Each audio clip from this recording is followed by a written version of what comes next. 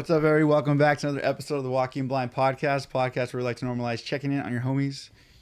This is episode 170. If you like what we do, please follow, like, and subscribe. It helps. I'm Mike. That is also Mike. And today we have two awesome guests, our boy Dave and Jesse from Hatespeech. Hell yeah. And yeah, we've already been talking. Some stuff we can't.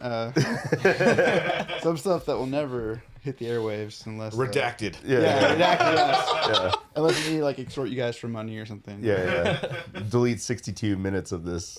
You know? Yeah. I'm glad to get off our chest so we don't like slip up, you know? Yeah, we try to get it out early. Yeah. I know what was said. I got beef on everybody now. I feel like even Jesse, other Jesse.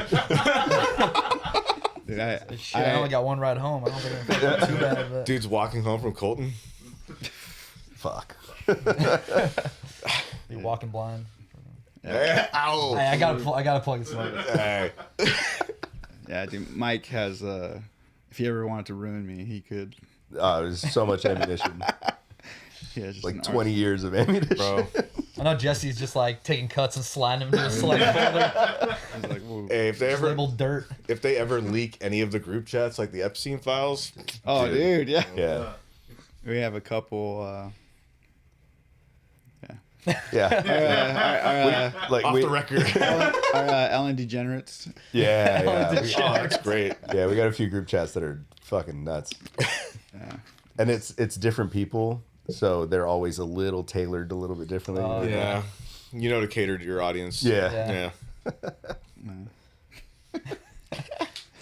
Thoroughly incriminating ourselves before we get started on this. So yeah, dude. Thank you guys for coming out. Like we said. Thank you guys for having us. Yeah, I appreciate it, Yeah, man. man. When Chris from Jackknife hit me up, he was like, "Yo, so let's get these dudes on the show," and I was like, "Yeah, are they down to come on?" He's like, "Yeah, Fuck it. fuck it, you haven't sent a message, let's do it." Bring them out, Dude. But so speaking of hate speech, you guys are over a year in now at this point, right? Yeah. Yeah. Cool. And the growth and progression I've seen over that year has been fucking nuts. Thank you, dude. Like Hell yeah. seeing all that shit, like hearing the songs, hearing the jams, seeing the like. I haven't had a chance to come to one of the shows, but like seeing the videos and footage of the shows. Yeah. Dude, like it gets fucking rowdy, man. And it's tight. Like I'm stoked to see this out of you guys. Fuck it. I appreciate that, dude. Seriously. It's been wild to watch it progress. Honestly, it's been like fucking unreal having some of the shows and like just the response we've gotten and everything has been sick. So it's been just a fun ass time to have. You know what I mean? Yeah. Yeah, like we played our first show like a little bit over 2 years ago. I want to say the 2-year anniversary was like last week. Yeah. Okay, so And, 2 like, years. Okay. It was a generator show in like the middle of a storm to like just the other bands and like 2 other people. Yeah. In a cul-de-sac in like San Clemente. It's like starting to piss rain. We got people staking down the corners of the easy up so it doesn't blow I got away. videos of just the Easy Up flying away and the drummer's Yeah. just still going and Hell shit. yeah. And like they had the generator in like the back of a van hooked up to the fucking like half stacks and shit like that. In a spot called Calle Extremo, which is like just Done now. perfect. Yeah, that spot's gone, but Just like Yeah. freezing fucking cold. Hands are frozen and shit. Yeah. Playing outside. the next one was Surf Dogs, right? I Surf Dogs believe in so. And Huntington, then we played in bar. like Central Park. Yeah, in their Central generator Park, show. yeah. We played a lot of generator shows because no one wanted to book us for probably the name or they didn't fucking Yeah. know who we were or whatever. So we played a lot of shows like nobody, like abandoned buildings, under freeway underpasses and shit like that. Some rowdy shows like that before we actually got to like play like inside. Yeah. I remember it being a big progression for us when we were like, oh, dude, we're actually like booking like venues now, which is sick. you There's know? doors. There's Yeah, actually doors. straight up, there's doors. There's a bathroom. Like the first time we played like in Gilmore, like on the floor. and shit, Yeah, we're yeah. like, dude, we've made it. We did it, guys. We did it. Yeah, totally. It's crazy though going from that where I mean the first couple shows that we had were bands that we met through the practice space that we were at and just got really tight with, and we liked how they were rolling and everything, like Narcotics Division and Con and some of those guys, and we just met them from the practice space. But other than that, we didn't really have like any homies or anything like that, and basically all the friends that we made from different bands and everything has been in the past 2 years, and like to make those sorts of connections and friendships and everything in that short time, like people that we will ride for. You know what I mean? Yeah. Just like tight like that. You know what I mean? Like that's why I come to this shit. You know what I mean? I think that shit's the best. But yeah. Yeah, because awesome. we've been going to shows for years, but like actually like playing shows, like because I used to be in bands like I don't know like over 10 years ago in like Northeast LA and shit like that, like crossover and like thrash bands and stuff. But like a little part of my story, like I'm gonna have 9 years clean in May, so I was like on the street shooting dope, all this shit, in and out of jail, like 6 overdoses, all this. So like for a long time, like I didn't have the privilege to play music, you know what I mean, or do anything functional in life rather. Yeah. So when I got clean in like 2017, and like I didn't even pick up, like I went like 5 years without even touching a guitar, or like even having a guitar in like my halfway house or anything like that. So this was like the first time I actually like got to play music with people in like over a decade. Like I'd been playing in bands since I was like 12, but from like I don't know like 20 to like 25 or like 27, like just nothing. So I mean like to be able to like just, you know, going to shows, but like get to play shows. And like the first show I played back was with my other band Headspin. That was like my first show in like over a decade, from when I was strung out and all this shit. And like Jackknife and 92 were on that show, and like That was the chain show, right? no, so this show's at fucking Town Square. Yeah, that's okay. right. Oh, Town did Square. did That Monk was play with it? Monk played that one too. Yeah, so we both crazy. So we both played a show with our other bands before Hatespeech even played a Yeah. show. That's Sick. Like together, and like now like everyone in all the bands listed are like some of our best friends and shit. We get to go on runs and do a lot of cool shit with. That was the same deal with, I mean, I won't speak for Cyrus, but I'm pretty sure it's the same deal. Because the bassist of Hatespeech, Cyrus, he and I played in a band, Bumshed, in high school.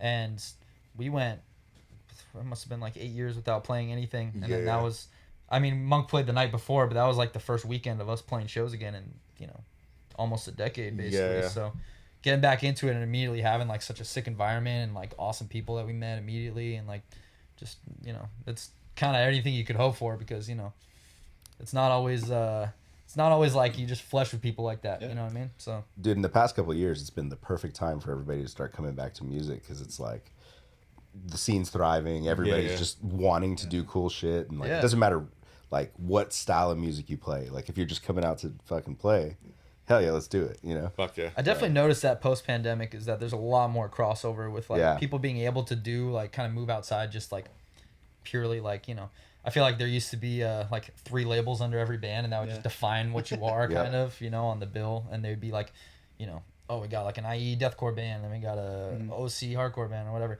Like they're trying to check the boxes. Yeah. Whereas now it's like you can go whatever route, you can play in whatever kind of band and like still get on these bills. And to me, I like that, because you know, the variety just keeps shit interesting. You know, keeps it from getting. And everyone in the scene for the most part is like either played in a band that is, you know, a deathcore band, and now they're in a hardcore band or whatever. It's like at the end of the day, I feel like everyone kind of digs the same. Yeah, everyone can get absolutely. down So with it's like- shit. We just like to see people creating shit, having fun doing it. Mhm. Yeah, Yeah. playing shows with our friends, making new friends, right? Fuck yeah. So were you two friends back in the day, or did you guys meet through this band? Nah, so No, we- so I get. Do I get go to tell for the it. Yeah, story? go All for right. it, go So I'm a reformed tweaker. So I'm going to Cal State Long Beach. I'm in between classes. I was getting my bachelor's in social work, and then hell yeah, I saw that in your bio. Anyway, so some of my classmates, so I guess they'd have like a lost and found sale at the library, or like not sale, but they put a bunch of shit on like a lawn that like was never claimed. I'm like, ex-tweaker me's like, fuck yeah, dude. So I'm riding my skateboard over there, and as I'm doing that, I hear someone scream like, hey, dude, nice. And like, so I had a Terror backpack. Sick. And It was like head to toe in the shit though. You got like the First Blood shirt too. no, so like, let me finish the story. So this dude says nice backpack. I'm like, what the fuck? I don't like to engage with people. Usually I fucking hate people as a social worker, right? Right. But I don't know, I was going the wrong way, so I flipped a bitch on my skateboard, and as I'm skating up to him, he's like, and you're wearing a First Blood shirt. Fuck yeah, dude. Do you play any instruments? Do you want to start a hardcore band? Literally like that. No, and that's so he's still in my phone as Jesse Hardcore, because I saved his number, and like I hadn't written shit in years. Like I'd wrote a lot of shit like back in the day, but Just to preface it too is that like I don't know, like post-pandemic shit, like you see hardcore shit in the wild a little bit more, I think, from people who aren't used to getting like I feel like pre-pandemic, if I saw somebody in a punk or hardcore shirt, like I'm going up to them, I'm saying what's up, you know what I mean? Yeah. And it felt like vice versa, but I don't know if it's maybe just because it's a bit bigger now that like people are a bit more standoffish with it. But I remember seeing a chick with like a Turnstile hoodie, and I was like, "Yo, that's what's up!" Like I fuck with Turnstile, and she kind of like, you know, that was the response I got. That was my boyfriend. Yeah, I'm like, this is my boyfriend. This is a fucking cool hoodie, you know. But that was the sort of response I got from someone like the punks and metalheads I'd run into Cal State Long Beach. But then I see this fucker with like the Terror backpack and shit. Ripping a I'm Marlboro like, Red 100. I know what this guy's about. Skating by. The crazy part is that I was on the phone with my brother who lives abroad, and I was telling him like, dude, I've been trying to start bands for years, and like, I think I gotta like put it on the back burner for a bit and just like focus on other shit. You know, I can't keep trying to like join bands and start bands. It's just not working out or whatever. And I'm like, oh shit, yo, let me call you back. Like, this was been rolling by, and like within like 5 minutes, we're talking about starting a band and shit. Yeah, I'm like asking basically like what bands you like, or like what type of shit do you want to write, and it's like, well, dude, Terror, First Blood, Trapped Under Ice. I'm like, say less, dude. And we linked up to jam that one time, you know, and I had a big ass Armenian flag, the Artsakh flag, hanging behind my drum set, and I feel like we practiced for like an hour and a half, and then you're like, yo, are you Armenian? And I was like, yeah. And he goes, oh, sick, I'm Armenian. And like, dude, like, other Armenian dude in the hardcore. Yeah, like other than my older brother, that's literally the only person I've ever met in person who's like another Armenian hardcore dude. It's just, but like this is like November 2021, so like I went home, picked up a guitar, and like essentially wrote Blood Brothers and Sick and Tired. 2 songs are on the first EP, like, and a couple others that still haven't seen the light of day.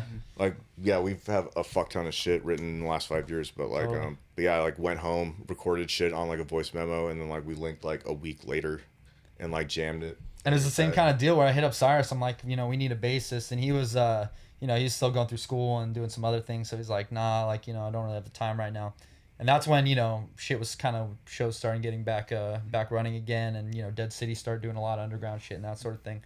So Cyrus and I went to some of these shows, and like, you know, I think that there was one in particular that was like in the bed of the LA River or something that like popped off. Like right under the bridge, right? It was sick, man. It was a good ass time.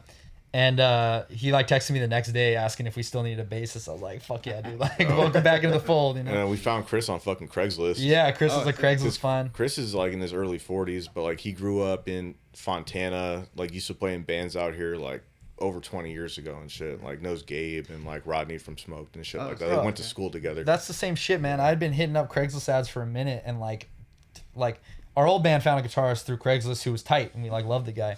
But I dealt with so many shitheads on Craigslist, and like just fucking assholes and like flaky ass people and this and that. And then like the first dude we hit up for this band is like our boy Chris, who's like the greatest fucking guy, you know? Yeah. And he's like, cut that part out. I can't hear him. Yeah. We're supposed to be shit on him right here, but, you know, like, redacted. Yeah. But he was playing like, because he had just gone back into playing drums for like, I don't know, fact check me, Chris, but like first time like over like a decade, and like he's playing like deathcore bands and shit like that, and the IE in like early mid 2000s. And he was playing in a country band at that time. That's right. Yeah. Like, he just wanted to play drums again. Yeah. He's like, dude, so everyone came from like this little like internal like, dude, I just know I need to be playing in a fucking hardcore band again, sort of thing. I think all of us had like settled for playing something else because we just wanted to play music again. Yeah. And then when it came about, it was like we all just want to play hardcore. Like it came about from us pursuing the type of music we actually wanted to play. You know what I mean? As opposed to like settling for something else. You know? Yeah, because I was playing bass in a band with a buddy. It's like my first time playing in a band since like almost like 10 years, and like his fiance or ex-fiance now or whatever was like a singer-songwriter, so like we're writing accompaniments to that, so it was like kind of grungy alternative rock or whatever. Mm-hmm. It was cool to like play music and shit, but like I remember telling someone like probably like around the day that we met, like, dude, I just feel like my life won't be complete until I get to fucking play in a hardcore band again. Yeah, because it'd been so long, and like I missed that shit from when I was a kid, like just the energy and everything about that. And like I've been listening to shit since I was like, I don't know, like 12 years old, so like over 20 years. So I mean, like, yeah, it's really hard to experience hardcore in a real way, and then to like, when you don't have it for so long, for something else to fill its place. it's like it's so Yeah. hard. I stepped away from music for a long time too, and it coming back, it was just like, oh fuck, like this is it. It scratches a This is niche it. that is hard to like hit in Yeah. any other type of music. You know. Yeah, what I mean? yeah. What's crazy is that like we met in 2021, but like we talked about a bunch of shows that like had gone down in like Orange County in the last like Yeah. 10 years, and like we were at the same exact shows, Straight up. like pretty much going back like a decade. But Like, we had sick of never, it all at the the Constellation Room and like Room, fucking Trap on the terror Rice here, out terror there, terror Yeah. here, you know. Yeah. And it's like, you know, we didn't link until like years after that, but like it was like kind of like meant to be, sort of, you know. It's dope. It'll still come up where he'll just like rip one and be like, yeah, dude, in like 2018 When at Terror Garden Amp. played with I was just fucking like, Backtrack at 17. oh, dude, yeah, true. I was one of the 8 people there, you know, for the fucking Down to Nothing, and it was like Oh, Down to Nothing in Youth Today or something like in that. the- And there was, the like, locker nobody room? there, yeah, Yeah. crazy.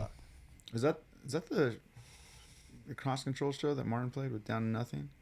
Oh, I don't know. Maybe. Probably. Oh wait, it was at the what's that outdoor? They have an outdoor venue, but they also do Garden Amp. Yeah, it's Yeah. We're Garden talking about Amp, the yeah. locker room. Locker room inside, is- yeah. Okay. Adjoining, yeah. Yeah. Yeah, And it was crazy because like that was the only time I've seen Down to Nothing, and I love them, dude. dude. And they fucking ripped. Yeah, But it was like a rainy day, and then felt like kind of half empty and shit, and it was like, dude, we were there. Yeah. that's crazy. But dude, that to me, I feel like that same bill like today would fucking rip. Yeah. But that Oh, was in yeah. like 2018 or 19. Like I didn't realize that hardcore was in like such a dip at that point. You know what I mean? I just thought that's what it was. Like, you know, Yeah. it's crazy. Yeah, there was a weird era of hardcore where it was like, if you knew, you knew, and you were at the Yeah. shows, but like, you never knew what a show was gonna do. Yeah. It came to a head like pre-COVID. I feel like Yeah. like those shows around like 2016 to like 2018 sort of range. Yeah. Where like some shows would be like the most violent set I've seen in a long fucking time, and then some shows were just like kind of dead. Yeah. Yeah. But like one of the last like big shows I went to before the pandemic kicked off and shit was Incendiary at 1720, and it was like them. I think like who else was it? Downpresser played that one, Oh shit! and I think like maybe Criminal Instinct played that one. Jesus. But I was waiting in line to get in, and the first opener was Gulch. And I was like, yeah, like I've been hearing like this band's been popping off or whatever. But that felt to me like that was like that was like the harbinger of what was to come a little Yeah, bit, you know. bro. Whereas like even though I felt like hardcore was in a little bit of a dip, you know what I mean. That was like that show felt like it had the energy about it, you know what I mean. That was some crazy shit. One of those I wish I got there earlier to see that, you know. But And just a quick side note, Dave, Down to Nothing, is one of the best frontmen. dude, straight up, Like, That's like one of our favorite fucking bands. Yeah. Yeah, I Like love that like if band. they were to play, which I know they're not going to, but like I would book a flight to like Richmond or wherever the show's at and go see them and deal with the consequences of that later. We'll figure this shit out later. Yeah. not gonna lie, that's the type of dude that like I watch the YouTube videos and try to like mimic his moves a little bit, you know what I mean? Because I think it's like one set from like a Sound and Fury from probably like 2010 or something like that. That like the way oh, he's in the jersey. he's in the Celtics jersey, He right? fucking throws the mic at the dude. Yeah, bro. Like the way that dude's moving that entire set, I'm like, I need to do what the fuck that guy's doing. This is just awesome, you know. And then oh yeah, then he was Weren't playing you there bass. for that? Was that the one I was at? Oh yeah, I was there. Wait, really quick. Yeah. His band has played Sound and Fury. My band has not. I've played Sound and Fury. He has not. I filled in for his band, No Sound shit. and Fury. So I've played Sound and Fury, but it wasn't my band. It was filling That's for tough, him. bro. What'd you have going on there? So 2010, Creative Void got offered Sound and Fury, but Jake, our bass player, and I were on Warped Tour. Oh shit. Oh, okay. So he was with Rise Records, I was with Atticus, and this was right when like Pure Noise was starting to kick off and kind of do its thing. And so Creative Void gets the offer, and we're like, oh, well, we can't say no. You know what I mean? Like we have to play this. So Mike filled in for me, and our homie Patrick filled in for Jake on bass. And just like that night, just seeing how fucking insane Sound and Fury was, we were just like, Yeah. just so bummed. That's a regret you'll have. Yeah. Day, so. And that lineup was so insane It was that year so too. sick, I was like, man. Where was that one? It was in Santa Barbara. Oh, okay. Yeah, the Santa Barbara one. Yeah. Or Santa Barbara, or was it Ventura? Back when it used to be up there, yeah. Yeah.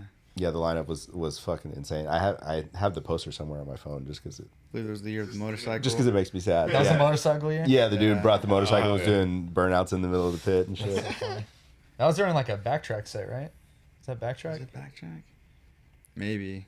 Yeah, maybe. That's funny shit.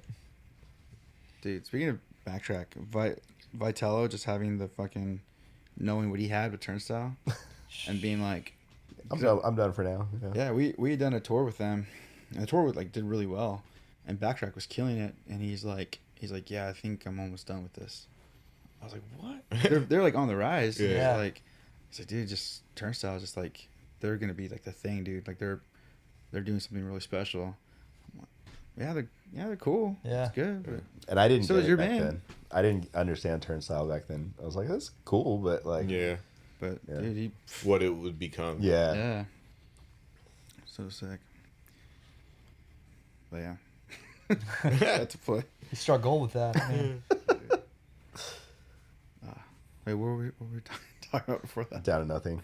Oh yeah, down nothing. It's like it was a practice space in what's that place? It's L.A. something Felice.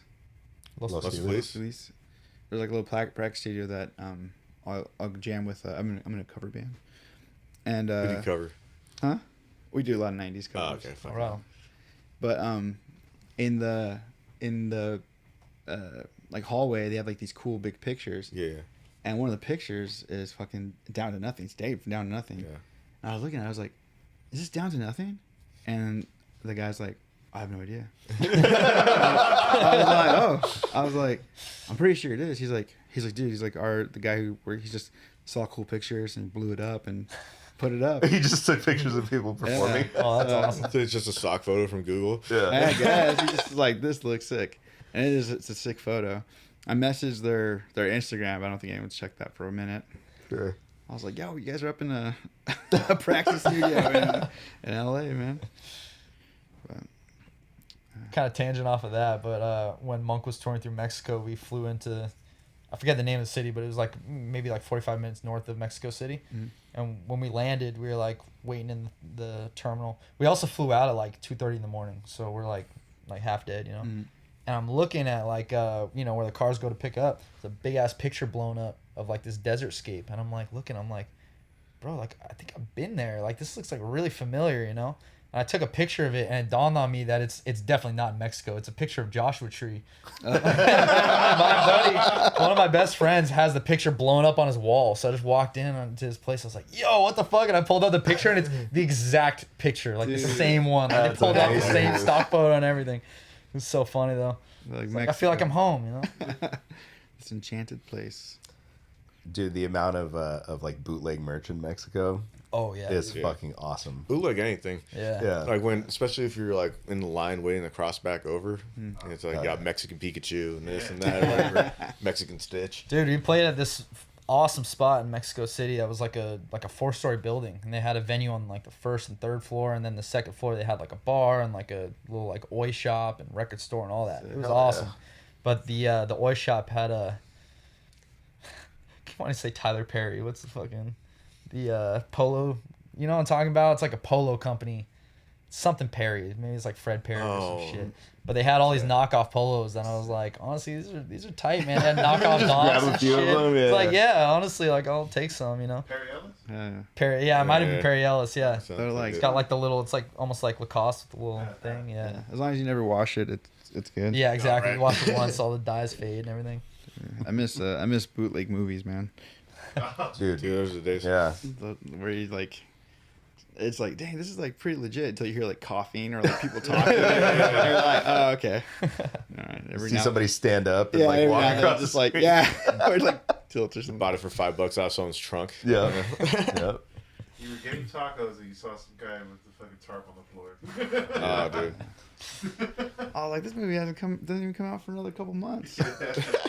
Bro, our parents put us on when we were little kids. We do the LimeWire, we do all that, and then we had like the VCR copier thing. So we'd rent shit from Blockbuster and like Hell copy it over yeah. on a Yeah. fucking VCR and shit like that. And yeah, Damn. Dude, I miss Blockbuster, man. Here, man. Like, What a time to be alive. yeah, seriously. Especially with like renting video games when they brought that shit out. Yeah. Like that shit was Yeah. wild because you could go and beat the game in like a weekend and just return it. Yeah, I don't know why I never bought fucking, was it Wave Race we're talking about? Wave Race, yeah. Yeah. I rented that so much that I might as well have bought it. Yeah. Yeah. I remember going like every weekend. That was like, my parents were like, you rent one game. All right. Same one. Like, yeah. I did that shit with MLB All-Star Baseball 2001. Yeah. Did I'm pretty sure I kept like Ocarina of Time and just never returned it. So my back fees were probably fucking insane. I did that with MLB All-Star Baseball. Never went back. It was a red game. You're like, who are you gonna send the claim? Yeah. You guys are why I went under. Same with what was the company where you could order like 5 CDs for free, but then they put you on yeah. like Oh shit! Oh fuck! I mean, Netflix used to be that, but it was a different. Yeah. It was a video No, game one, I right? very much remember this shit. Gamefly. Yeah, Gamefly. fuck what I just remember the yeah. commercials. No, I know what Yeah. you're talking about. I forget what it's called, but you get like a brochure basically, and you just mark like they're like, oh yeah, you get 5 CDs for free, but you don't know that they're signing you up for like a recurring subscription. Yeah. That thing, so you're just like, yeah, I'll just get these 5 albums for free, and then all of a sudden you're like, fucking identity stolen, and your shit is like a recurring charge of like $79.99 a month or something. Dude. People don't know the pain of like, this movie's coming out and you're so stoked, and it's like, yeah, our friends are gonna all get together and watch this movie, and then you go to Blockbuster and it's sold out. Yeah. You're asking them to check the returns to see if anybody brought it back yet. And then sometimes it would be in there, so you're like, fuck yeah. Dude, I remember being like 12 or 13, and me and my buddies like standing outside to try to bribe somebody into like getting us the rated R movies and shit like that. Classic. Dude, there's an abandoned, it's like shut down. It's a Mr. TV video up the hill in Grand Terrace. It sits right on the corner next to our homie's tattoo shop near Envision. And I've looked into it a couple times, like, because they're selling the whole thing. Yeah. It's like 1.5 million or something like that, which obviously I can't afford. But I was like, dude, it would be so sick to get this and just like put the studio in there and like do like little shows in there or something like that. Yeah. It's got its own parking lot, and it's still got the old signage up front, like that's hard. Mr. TV video sign. And it looks good enough that every time I'm like, is it? No, can't. Yeah, it's completely abandoned. And shut down. Yeah. But As a and it's- venue, dude, that would be crazy. it'd be so tight, like an old So like sick. an old Blockbuster, but just throw like 150 cap shows in there, just Yeah, tiny shows, Trying to show Mr. TVs. It was kind of a gimmick, but it got me. But there's like a YouTube channel called Screen Crush. You guys, I don't know if you guys heard of it. But it's like the vibe is that like he looks like he works at a Blockbuster, and he talks about movie stuff. And I remember seeing that. I was like, it's a gimmick, Yeah.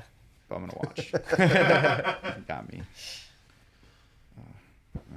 It's not the real thing, but we don't have the real thing, so it'll do. Isn't there one Blockbuster left though? It's like Dude. Bend, Oregon, right? Yeah, what's crazy is that my old coworker worked there, like as a manager. Really? For like years, from what I understand. After all of them had gone out and whatever, because apparently it was privately owned, and Blockbuster, it was like another video store or something like that, and Blockbuster tried to buy him out, and they got like independent rights or something like that. Like in the agreement, it's like this is still independently owned, but you can have like we'll take your name or whatever. So it still runs, like it's still there and whatever. But And wasn't Blockbuster offered, like Netflix came to Blockbuster with the offer of like, hey, let's partner up and do this whole rental thing. And then from what I understand, they were also going to do kind of like the Redbox type deals where you would have like in the grocery stores and like outside of liquor stores, whatever, where you could walk up and rent DVDs. Yeah. And it was all going to be under like a Netflix Blockbuster partnership. I think and you're Blockbuster right, yeah. was like, nah, fuck that. Like, we're good. Yeah. Netflix was like, all right, That was another thing too. I like going up to the Red Box. And Yeah. that was fun on tour because you could return them to pretty much To any Any Red bonds Box. or whatever, yeah. man, daytime movies are gonna go out soon too, like the movie channels and shit. That's what happens. I don't know, when we're on tour, we just throw on whatever's on there, basically. Yeah, for Movie my channel. TV, yeah. Yeah, for the TV in the motel room or whatever. But HBO. yeah, Dude. Watch They Goodfellas. put it on the sign outside. Yeah.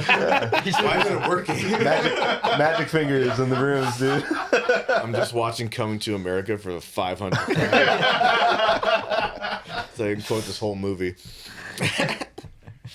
Man, I remember like we'd pick on tour, like, you know, if someone would be gracious enough to open their home to us, we're like, fuck yeah. And then somebody else, same show, would be like, oh, you know, you can stay with us.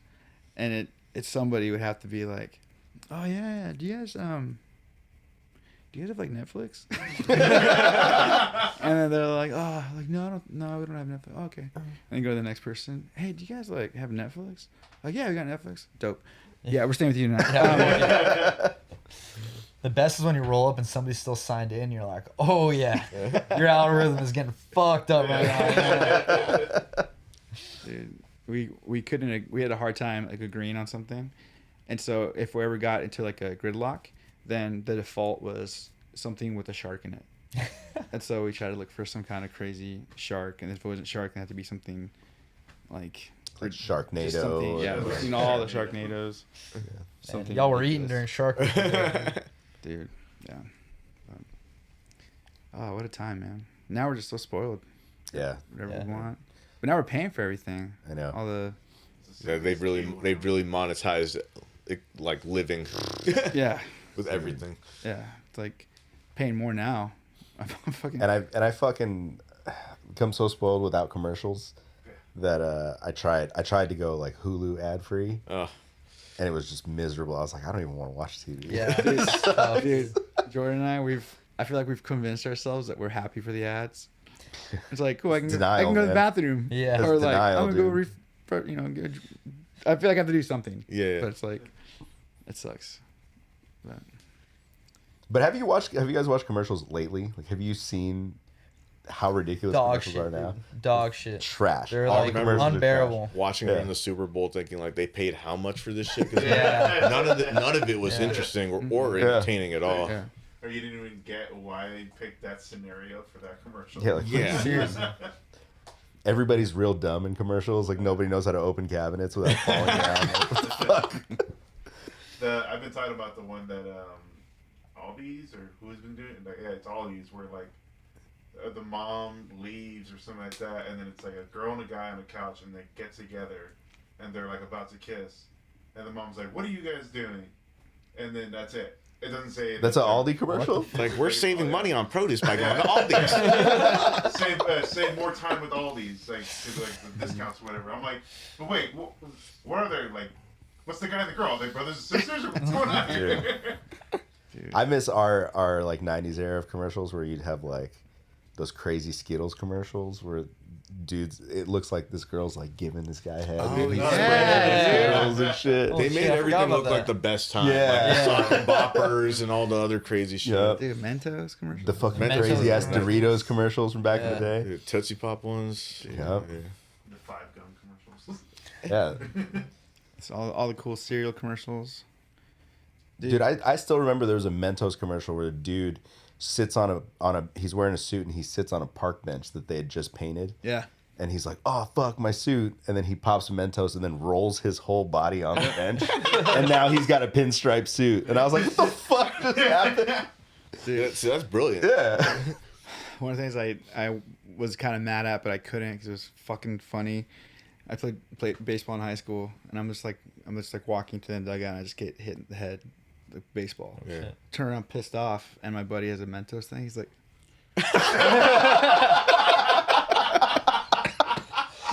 "Fuck, Oh, shit. fuck, that's funny." Oh, shit. Well, dude, let's jump into some of these questions because we have a lot of questions. Yeah, yes. I think you guys might have the record right now, man. It's going to be a surprise. Mike, you read good? You want to do it? Sure, Do you read good? Do you read well? You read good? I've been practicing, dude. That intro was seamless. Yeah, man. Thank We're you, all dude. staring Yeah. you down, waiting for you to fuck up, and you didn't. Impressed. Feels like I- you've done it like 70, 170 170 sometimes. Sad thing. 169? I've What's done one it. more? I've done it so many times, and I think it's safe to say I've done it like without any mistakes. Maybe like what, 3 times? 3, yeah, 3. 3 out of 100 and something. I make it 4. Yeah. Yeah. 4. We have nothing to compare it to. We've had to, yeah. Redo them. We've had some Cut. I just forget how to talk. All right, so we got one of this from our boy Ty. I have a feeling this comes up a couple times. So, The name? meaning behind hate speech, band name. Fuck yeah. I bet like at least we should do an over under how many questions are going to be about the name. Yeah. I say over 5. You gotta pick like 5.5. So you say over under. I'll give you Shit. the under on 5.5. All right, sounds good. $10, dude. Woo! At least Fuck 6. Woo! Why are you guys called hate speech? Honestly, We're a gambling Feels like band. Michael Jordan's dude. back in here. Yeah, no. I've had to answer this question so many times, so I'll try to keep it as concise. But like, dude, we're an all minority fucking hardcore punk band from like the most racist city fucking anywhere near us, right? I mean, I'm sure Norco is like that too, right? Yeah. I don't know shit. Like, Southern California in general. Yeah, but like in behind the beach, like Huntington Beach is. we were having got the Trump reputation rallies and like shit. fucking Yeah. like 4 years after the election and shit like that. But you know, it's such a like that term was thrown around so like fucking by both sides ridiculously, and it's like we're a hardcore punk band. A lot of our shit is political, you know, strictly against all fucking bonehead shit. We're from Huntington Beach. And like it seems seamless. I mean, in this day and age, to have a name that gets people so fucking riled up for no reason. And I remember when we dropped the first demo, I posted it on Reddit, and I had a bunch of fucking like, you know, I'll say it, I don't give a shit. Like a lot of like, you know, like that white dude that's like ultra liberal and like he thinks he's standing up for something. Like, oh, like I wouldn't fuck with the band like this. It's like, well, dude, we're people of color that like fucking whatever, or however you want to pose it, but like. Don't like. I thought the gag was obvious, man. Like, like, look at our page, like, you look at who read we the are. lyrics. It's like, I don't yeah, mean like dorky suburban white dudes telling me I can't name my hardcore band Hate Speech. Also, it's in all caps. What the fuck is that? yeah. So the fact that it ruffled so many feathers for like people that probably get their feathers ruffled really easily. Sure. And like all the other shit I just said, you know, I think It's people that don't have a fight. it's like taking the word back. You know what I A mean? little bit. I like it. Yeah. You say hate speech from Huntington Beach, kind of rolls off the tongue. We're like, that kind of and, works. like, You know? Roll with if it. all these like people on the internet want to like really want to be, because I remember fucking having to beat up Nazis at shows like 15 years ago and shit when that was still a thing. You know what I mean? But like, if we're hate speech from Huntington Beach and that gets a couple boneheads to roll out to a show, now's your opportunity to prove if you're about it. Yeah. So I mean, if anything, we're helping the cause. It's like you know, like the fly trap, or like where bring mosquitoes or moss to the front. To be fair, I don't think anybody on that end of the spectrum is very confused by the name because they take a look at us and that kind of makes up their mind, you know? But yeah. He looks like Mario. I would like that guy on any plane. Yeah. Like TSA's already backed up, brother. Just on the way here, telling my wife, I was like, yeah, they're called hate speech. She's like, it's a cool name. I was like, I know. So sidebar. What does your dad think of the name? I don't even think my dad knows I know he probably thinks I play in a band, or he knows I play in a band, but like I guarantee he can't even tell you the name of my band. Doesn't give a shit. Yeah. Whatever. That's sick. My dad hits me with the, he goes, who you guys playing with tonight? Like Scrotum Crusher? You know, like, he does like that I mean, it's fun to hear my mom in her Middle Eastern accent. Oh, Baba John, how is that hate speech doing? It's like growing, because I've been listening to shit forever. So like growing up, like she equated any hardcore or anything like that as angry white people music. And Sure. that's kind of what's cool about the scene today. Is like, I mean, you'll have like white boys here and there or whatever, but like for the most part, it's like it's all fucking It's everyone. Everyone. One of the biggest hardcore bands in the world is fucking Speed. Yeah. They're where are they from? They're I know from, they're They're from Australian. Australia, but there's Filipino dudes in that band. they're There's Filipino, yeah. I think there's Vietnamese. Vietnamese dudes in the band. Like there's The fact that there's an Southeast entire Asia sort of Filipino area. scene in Southern California, like that's the type of shit to me. I Which is love fucking that shit, wild, you know? yeah. The fact that you're getting like some kind of outside influence on, I mean, I feel that way about really anything. It's like you're taking a culture, or like a kind of perspective on it that hasn't really been explored like super deeply. You know what I mean? That's what makes the shit interesting, as opposed to doing just the same band over and over. It's like you're injecting it with outside influences and different shit. I mean, I look at like Zabalba and Soul Search and like what that kind of did to unlock this shit for like a bunch of kids who relate to the music, but you don't see people that look like you doing it, right? Like growing up, it's usually like a bunch of white guys. And like I think shit like that's really important. Like for like us, the equivalent would be like System of a Down, right? Like my sister went to high school with Darren Malakian. Like my mom like taught like Chavo. She was an elementary school teacher. She taught Chavo's like little cousin. So I've like signed fucking everyone from Glendale has like some connection to the System of a Down. But you know, being a kid and watching the Chop Suey video for the first time, I was like, damn, that guy looks exactly like my brother. These guys all look exactly like me and shit, and they're fucking ripping it. Like, that shit's important. It's hard to overstate how important that band was to, like, the Armenian community. Bro, you know? You can watch a live video of them performing in Yerevan to, like, I don't know, like 1 million people and shit, and if you don't get chills to that shit, you're fucking weird. It's like a Rage Against the Machine for Hispanics. Yeah, absolutely. Yeah. Fuck yeah. And speaking on the Zapatistas and shit, like... Once again, bringing a new perspective to that kind of music that like nobody else was talking about that on the radio back then, you know, and a lot of people have their opinions on Rage Against the Machine and like, you know, whatever, but that's pushing it, you know what I mean? To me, it's like more than even sounding as extreme as you can sound, speaking on things like that it's like, that was not necessarily a safe thing to like have an opinion on at the time, you know what I mean? That to me is what pushed me in the direction of this type of stuff more than even like breakdowns or anything like that, you know what I mean? Is having like a platform to speak on that sort of thing, you know? And it's cool as fuck to like play a show and then like the one Armenian or Middle Eastern kid at the show will come up to you after and like, dude, that was so awesome. Like I never thought I'd see somebody that looked like me playing this style of music and That's shit. so cool. Like it makes your heart full. You know what I mean? Because you want to inspire people to not feel confined by whatever mental or physical barrier our minds want to impose on us, right? And you guys were rocking the Armenian flag. Is it still to this day? It hangs every show. Yeah, for sure.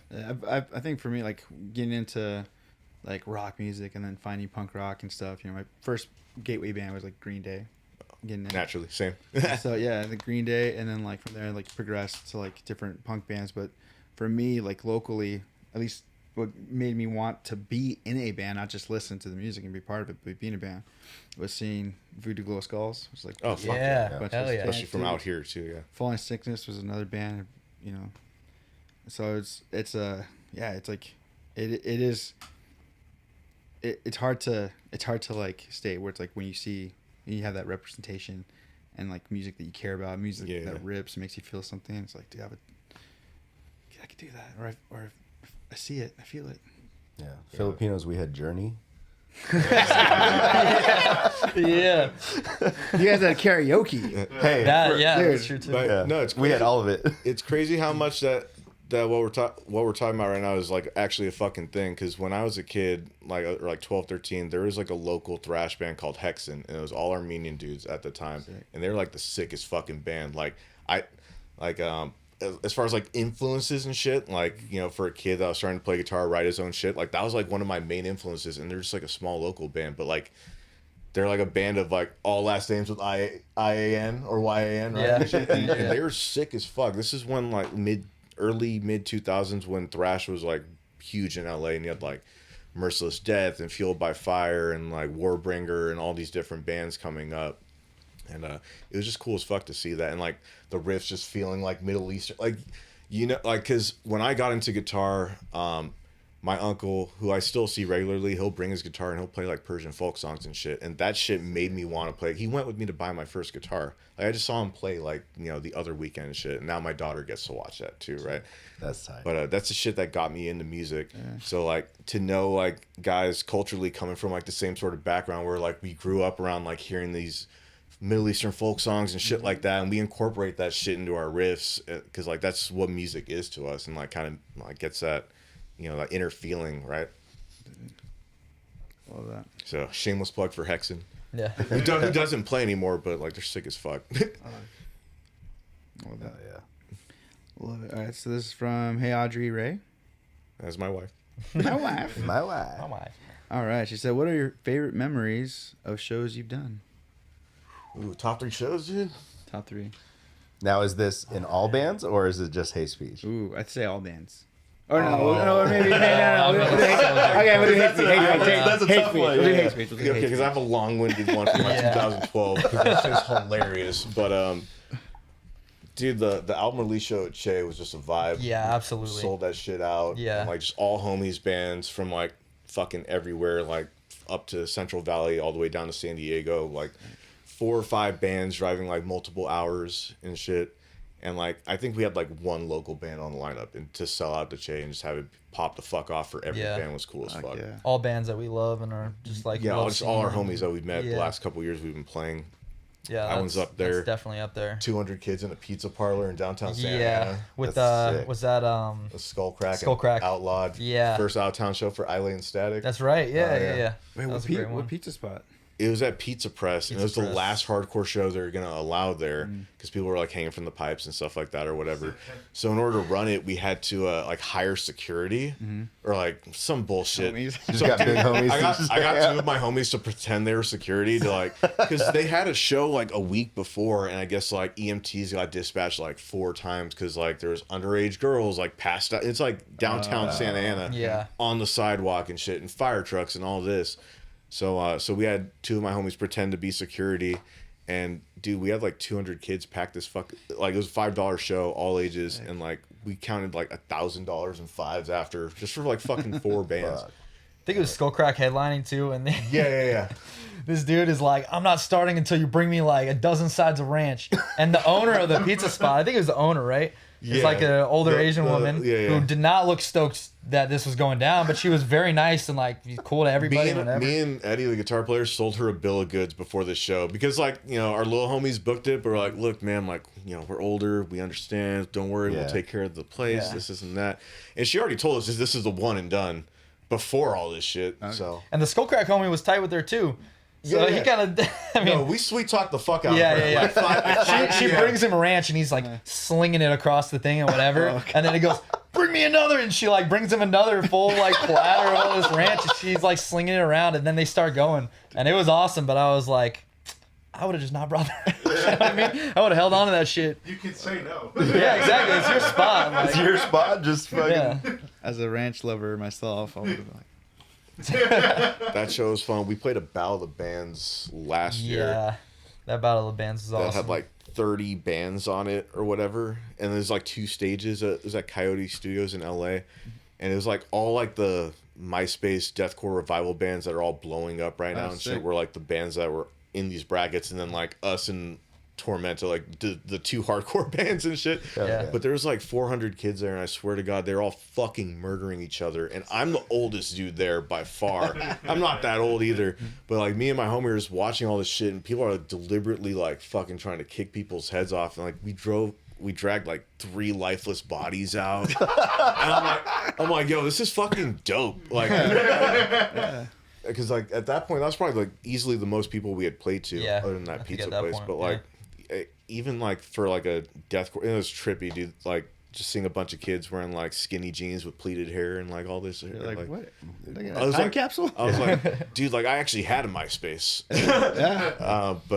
But no, they're all getting the fuck down, and it was cool as fuck. But they fucked with our shit too. Yeah, That was absolutely. Really Fuck. Good vibe at that spot. I think we'd be remiss to not mention any of the Chop Shop show or sorry, not Tire Chop Shop Tire shows. Shop. Garcia's Tire Shop shows have always been cool. awesome. It's our favorite place to play. Yeah. Where's that at? It's in Lakeside, like East San Diego County. Okay. It's over where Dallas lives.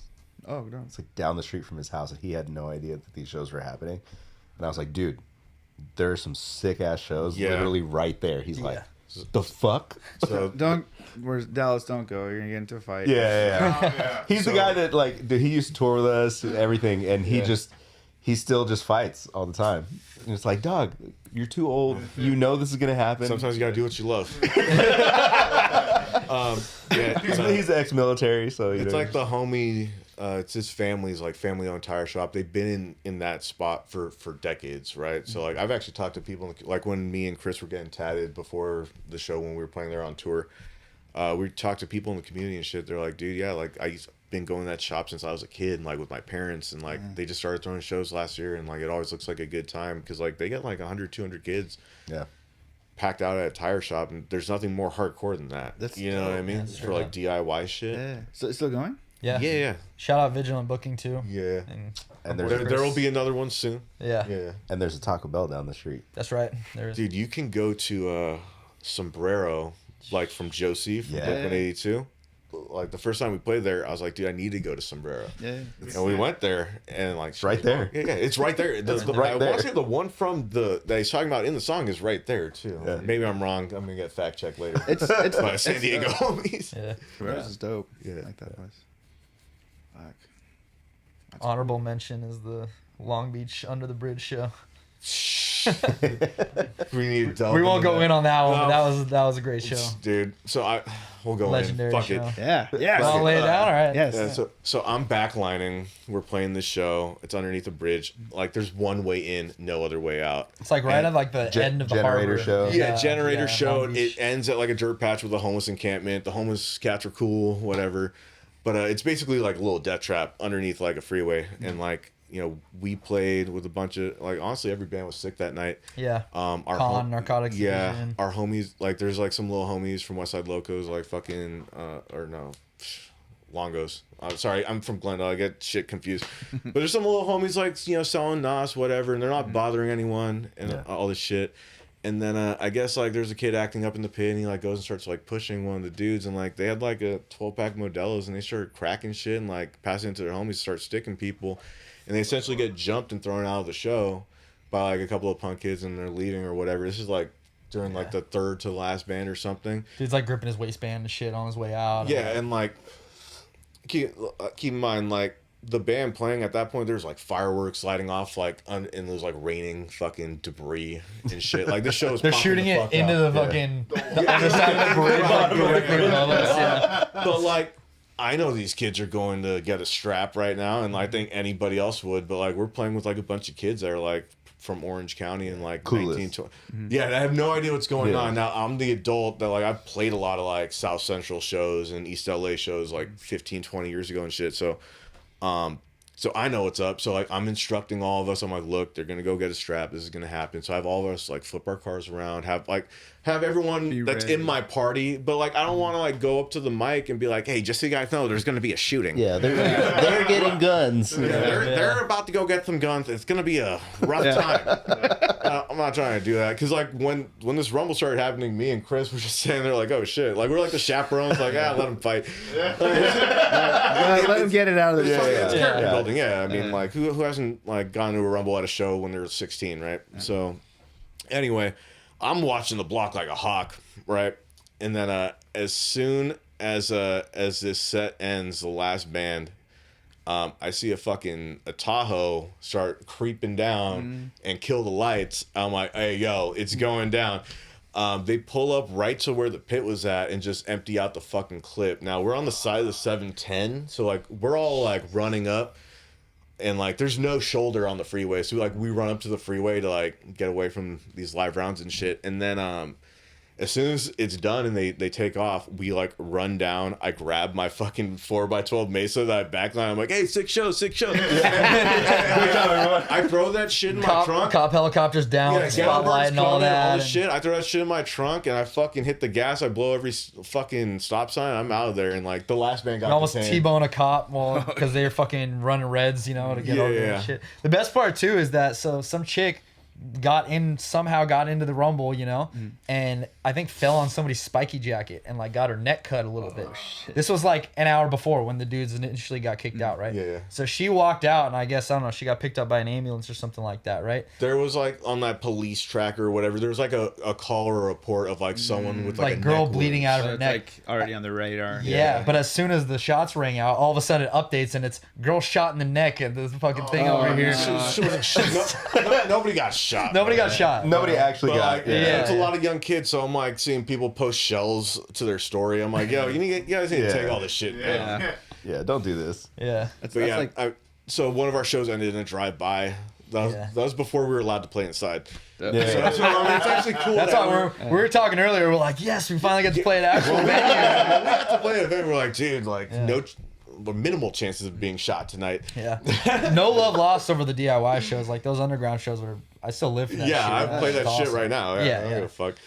But we're it's definitely also- nice yeah. to know that. Dude, I mean, you never know though, because there was a show in San Bernardino and homie got shot in the leg oh yeah. indoors. Oh shit. Sounds like San Notice Bernardino. it. Like water Water wet. Yeah. Yeah. Death, taxes, shooting the same. Yeah. I think like a month later they threw a show there and everybody was like, nah.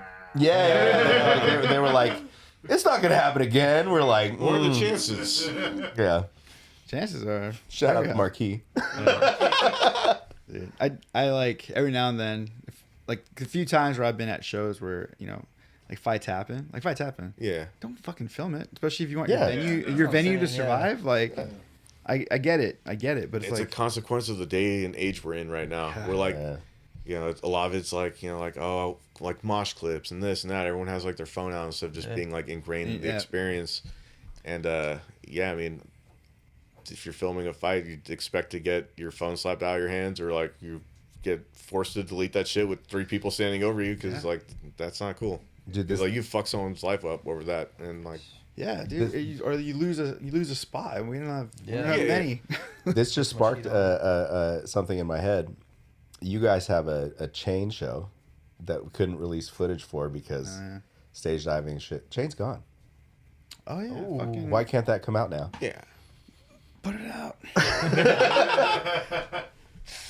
Like RIP Chain, but Yeah, I was like, you know, really, our set, you can't fucking post. a lot of stage dives, a lot of. Obviously, anytime we got to play Chain was a fucking privilege, because like the first time I went there, I was like 15 in like somebody's trunk coming from like LA. Yeah, so like to get to play that like 15 years later with like this band was cool as fuck. Anytime we play in the Coachella Valley is cool as fuck, because they treat us like family out there. Yeah, we're just stoked. Yeah, man. Both chain shows we played were both like awesome. Yeah, they both cracked, Yeah, too, they're yeah. both great. I don't know if it might have been, if you were around for it, but did you ever get to play or go to shows at Coos Cafe in Santa Ana? No. No. So I moved to Orange County like 9 years ago, so I'm not too sure. Okay, yeah, it was like basically someone's like living room. Oh hell yeah. It was cool. What part of Glendale were you in? Well, I grew up by Glendale Adventist. Okay. I went to Glendale High. I was born at Glendale Memorial. I was born at Glendale Adventist. Okay, for sure. My brother was born there, yeah. So I live like right there by where Cannon Liquor is at and all that. Yeah. I was in Eagle Rock, and then when I came back to California, I lived right next to Glendale High in the condos. Okay, yeah, I know this well. Yeah. Oh yeah. Fuck yeah. Small world. Small world. We were probably like right in the same fucking Yeah, for sure. hood.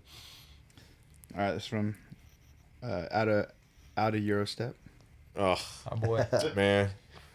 Skip. Just put it on the record. The best Instagram handle. Like Hey, this fool is actually in Redlands right now. He hit me up. Is he getting tattooed or what?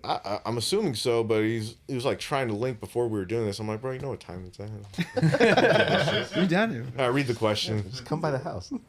I know he knows. Yeah, he knows where it is. I got an answer prepared for this. When are y'all covering System of a Down? Whack. Next. Oh man. canned question. Does Madre stole our thunder? That's true, man. And But Hey, let like, if anyone has a claim to it, listen, man. It ain't from lack of trying on my part, dude. I've been trying to get this to happen. Well, here's the counter question. What song would you want us to play? what song would you guys want to play? Fuck, I think dude. War is up there. War is up there. War would be good. Probably something off the first album. Yeah. 'Cause I feel like there's shit that would pop off. Just do another Honestly, cover of dude. Shane. Bro, let me tell you, dude. I would love nothing more. You know what I mean? I love nothing more. I just need somebody on the sample pad to like bleep me out or some shit, you know? Dude. That was I discovered Wu-Tang Clan and that song at like the same moment. My older brother showed me it, so that's like near and dear to my heart, you know? Oh yeah. I don't think we should do it. You guys. Okay, we kind of went over this. Your wife was asking, how did you guys get your band name? And We're how at did you guys 2? start? So it's 2. Yeah, we're 2. All right. Oh, what was the second part of the question? Just how'd you guys start? Oh yeah, So we we kinda- kind of got that. Yeah. too, right? To that. Got it. All right, and then we have Hammer of Doubt. Oh hell yeah. Yeah. Yeah, let's go. If you were to take the spot as the founding member of, if you were to take the spot of a founding member of any band, Who and which band? Fuck, any band ever. Damn. And you can take this. Yeah, I wouldn't know. The founding member. Question. What a question. I wouldn't There's know how like to so fucking... many like different scenes and things I'd want to be a part of. Like early 80s LA hardcore scene, 80s fucking hair metal scene. Fuck it. Be Blackie Lawless from Wasp. Fuck. That shit would be dope. Yeah, bro. That's not gonna be my answer, but fuck.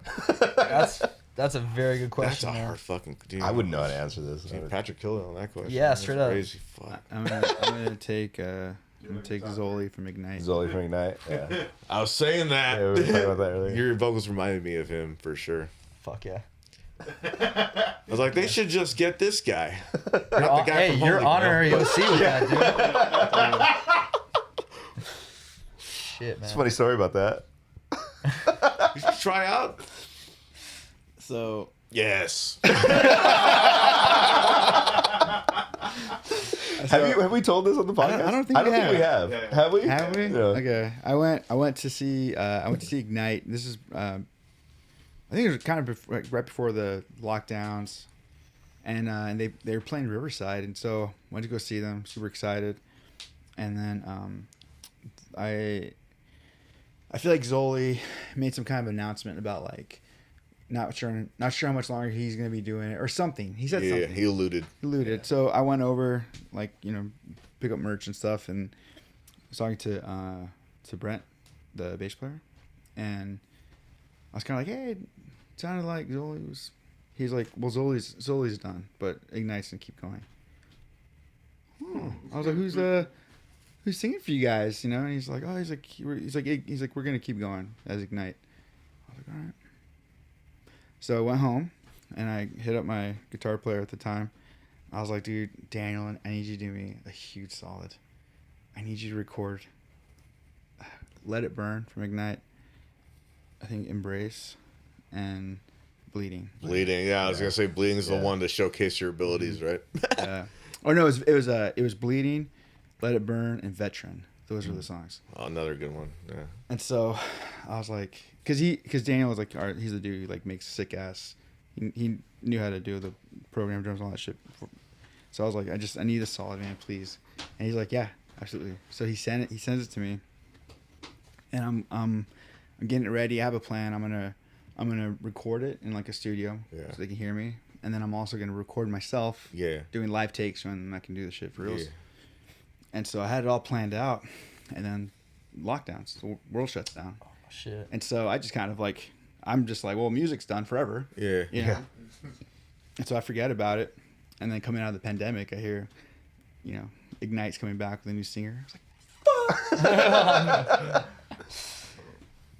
That's funny, right? Yeah. Pre-pandemic, I was jamming with one of the founding members of Ignite. He was what was his name? Joe D. Foster. dude. He was one of the homies from. He did I think Uniform Choice 2. Oh, dang. I want to say, yeah. But he was a cool dude. I was playing that like sort of melodic hardcore type right before the pandemic, and then that kind of put the kibosh on that. But Oh, yeah. fuck, man. To answer, oh sorry, go ahead. I think you'd be a fucking perfect, just plug and play with Ignite. So Ignite, if you're listening, Listen. like I fuck with Holy Grail too, because I saw him open for Blind Guardian because Oh, it's yeah, a guitar yeah. player, right? Yeah. I saw him open for Blind Guardian like 15 years ago, like fucking LA somewhere. But yeah, For the record, Eli, you're dope, Eli. Eli Yeah. was supposed to come do the show, and then I don't know what happened. Jesse supposedly talked to him. Jesse had hit him up and talked to him about coming on the show, and then you should have him come on, and then you two go track for track, and just kind of figure it out. I love this idea. In Colton, California, on a Sunday. Like the Both too bleeding. the equivalency of like a fucking just race. We'll do one of those old school boxing fucking promos with you two, like. Just gotta ask him for night. tips. Yeah. Like, yo, how did you hit the pitch on that one though? Like, can you show me how to do that? And then, Yeah. just have him walk you through the process. Dude. Well, I appreciate that. That's the kindest thing anyone could say to me. You gotta answer Pat's question though. What was it? I'm going Blackie Oh, yeah. Lawless from Wasp. Fuck it. Fuck yeah, dude. Honestly, But dude, I could make an argument for anything. yeah. I'd like to be in the band Death. Dude. But I mean, Chuck's the only one that was, you know, kind of the whole time. So I'd like to be Chuck Schuldiner. That'd be sick. Dude, following the career path like Suicidal. Oh, Just like start underground and then play stadiums in Madrid in the 80s, you know? that would be a fun as fuck band to be in. Yeah, man. Yeah. Get to play with like a revolving door of like insane ass musicians. Or just go from like that first album through like the thrash period and shit. Yeah. And everything's just killer. Yeah. Yeah. Dope. All right. Name. Yeah, what do you got? We got a bet going. Okay, so this is from 56 Dose. Oh, let's go. Sending DM with my question because this shit said it's too long. I got it. You got it? Yeah, pull it over here. I was waiting for this one. There's 2 in the DMs. So Xavier said, "Hey guys, huge fan of your work here. Shout out to Enzo. Really feel like Hatespeech is putting out some of the strongest and most genuine music in the scene right now. It sounds so organic and not forced. Yeah. So I'm curious, what really molded your sound into what it is today? And when you look back at those early days, what moments or shows will still stick with you the most? Damn. Much love to OC's finest. Always." Fucking love Xavier, dog. Fucking man, dude. Yeah. Shout out gonna be XD on- Enzo because Yeah. honestly, they're the fucking That's family right absolute there. best, dude. He'll be on in a few episodes. We've got him Let's go. scheduled. Hell yeah. I have to think of a rowdy question for that. Yeah. Honestly, dude, like, I'd say musically at least, like, I've played and written like a bunch of different styles of shit. Like, I wrote like I have like full like melodic death black metal like fucking albums that I've written and shit. Written like ska punk shit, hardcore shit, metalcore shit. Like, I never got a chance to record like when I was strung out and all this. So I don't know, like the sound is just kind of like all these influences, like, is like it's too punk for the metalheads, too fucking metal for the punk kids, and like, you know, hardcore is just kind of like a weird thing in itself, where like, you know, in a genre of ostracized folks, or, you know, kids that are ostracized, you get ostracized yourself. By not being like a suburban white kid or some shit, you know what I mean? Or whatever the fucking case may be. But I think it's just a combination of all those influences, like fucking being into just every type of music, and like not feeling confined, like, hey, I want to sound like Missing Link. Like, no shade to any of these bands because they're all sick as fuck, but like whatever's popular right now and getting the kids into it, like I want to just like sound like these, like Pain of Truth or Missing Link or any like of these sick bands that are killing it right now, and just doing whatever the fuck you want to do. I don't think we've ever really had that as a band where it's like we're setting out to like we want to sound like this style of hardcore or anything like that. It's all come about pretty naturally of like, you know, I mean, sometimes we write a song and we're like, let's write like something a little faster or something a little slower or whatever, but like it all kind of just comes like pretty like impulsively from what we're feeling. I mean, Yeah, with the like type of riffs we have like 20 plus songs just like shelved that like we wrote like over the last like 5 years, but like we feel a lot more like connected to the songs that we're writing right now. And I think that like if you look at the album, I could tell you what band influenced each song. Like that intro is like hella Strife and like kind of like fucking that type of hardcore. Like fucking some songs like obviously like, you know, Down to Nothing, No Man's Land, shit like that. But Or the like, fact that between you and I and Yeah. then Chris also hits on like a completely separate style of Like- hardcore that like I've never really been into like some of the deathcore stuff that he's into. And that's what but he Chris almost is based- informs yeah. that end of like, you know, when we're writing stuff, he kind of informs that You know, end. like Chris doesn't really fuck with with. punk, and like we're both like from day one kind of into punk. Yeah. Whatever that looks like, pop punk into skate punk into hardcore punk into, you know, that whole Yeah. transgression sort of thing. We talked to him about like Bad Religion. He like he knows obviously, but like he never had a Bad Religion era or anything like that. That just like kind of Or, yeah. wasn't his thing, you know, or whatever. But then, you know, what is it like? You talked to him about like Black My Heart or something like that. Yeah, we talked about covering Op Ivy songs and shit. Yeah, yeah. Or like, you know, just having fun. Dude, last night a band covered Op Ivy, and I found myself in the front singing. Yeah. Hell yeah. As you should, yeah. I was, Yeah. What song? I was hanging out in the back. It was fucking what fucking song was it? I was just minding my business in the back, and all of a sudden I was in the front singing. I It was remember. it's fucking all I know is I don't know. Yeah, Knowledge, yeah. Knowledge, yeah. I covered that with like at my very first show. I think that was one of those songs that we when Hatespeech was starting our first practice, we had like 3 or 4 covers or whatever that we were. Well, I mean, that's a song out. that like you could. Yeah. You could just play. Yeah. Yeah. But yeah, I mean, I think as far as like experiences that stick with you, I mean, just like the friends you make along the way, and like just kind of just being open to the experience, right? Where you're going to shows to like support and encourage younger bands and like people your own age and shit, and just have fun. You make like links with bands, you get to go on runs, you get to do cool shit. Once you start like making friends that are throwing shows, you get to like book your own bills that fucking rip, and like, so I mean, like, I think we're grateful for like any show we get to play, even the ones that like we were talking about Bobby V's and shit. Like we played to like 2 people and like, you know, some mid-40s like, you know, cats just drinking at the bar and like two homies playing pool and shit. But like, you know, but we always say it's like playing in like just random ass and like different locations, you know, is like so much of the fun of it to us. Even if it's to nobody, it's like being in a new environment and playing in like a new like feels like a new arena a little bit, you know what I mean, and having like a different stage setup to work with and everything. That's like what makes it interesting and different culture, different vibe wherever you're at. Like, I mean, because you know, like, especially if you're a smaller band, you go on a run, like, you know, you're playing to fucking 20 people that don't give a fuck about your music, and 20 if you're lucky. And no one's gonna move unless your homies in the bands that you're on the run with move, right? And it's still the most fun because you get to be doing like what you love and just going out and playing music and hanging out with your boys and shit. Yeah. And as for the memories that stick with you, like I remember seeing like the first time, or it was maybe like the second or third time I saw Jackknife, and it like registered with me that I'm like, these dudes are tight every fucking time. You know what I mean? Or like when we saw Rob the Dead the first time, because I had been listening to them for a minute and like you know trying to get out to one of their shows, and seeing them for the first time, I was like, this is like they have something that I'm like smiling the entire time, you know what I mean? And like seeing not only that, but then you remember that like these are like your friends, you know what I mean? And people that you actually know and like want to do well and everything like that. It's like that's the kind of shit that, you know, makes it meaningful, you know? You know, something I kind of feel like has been kind of different about hardcore, and I think maybe more so, I think maybe now too, maybe post pandemic, is because I feel like there's always, at least when I felt like when I was coming up, there was like a lot of competition, and there was like certain bands that like it was almost like, oh, we can't put them on our bill because then, you know, I always thought that was stupid because I was like, why don't we just both share that sentiment, and this fucking show will explode, you know? And so, but I feel like now it's like a lot more of like you want to play with your homies, you want to put the best bill together. There's no like this band won't play because of this crowd. Tribalism type of bullshit. I feel like it's like less of it. I feel like it's a lot more. The competition isn't really there. I mean, you always want to.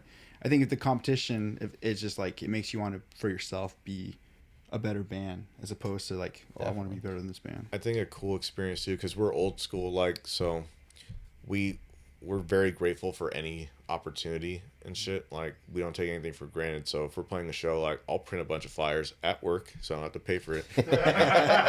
I'll go and drive around and bump music and blast that shit up all over town, like of spots I know that people will kick it or going to shows there and like might see it or whatever.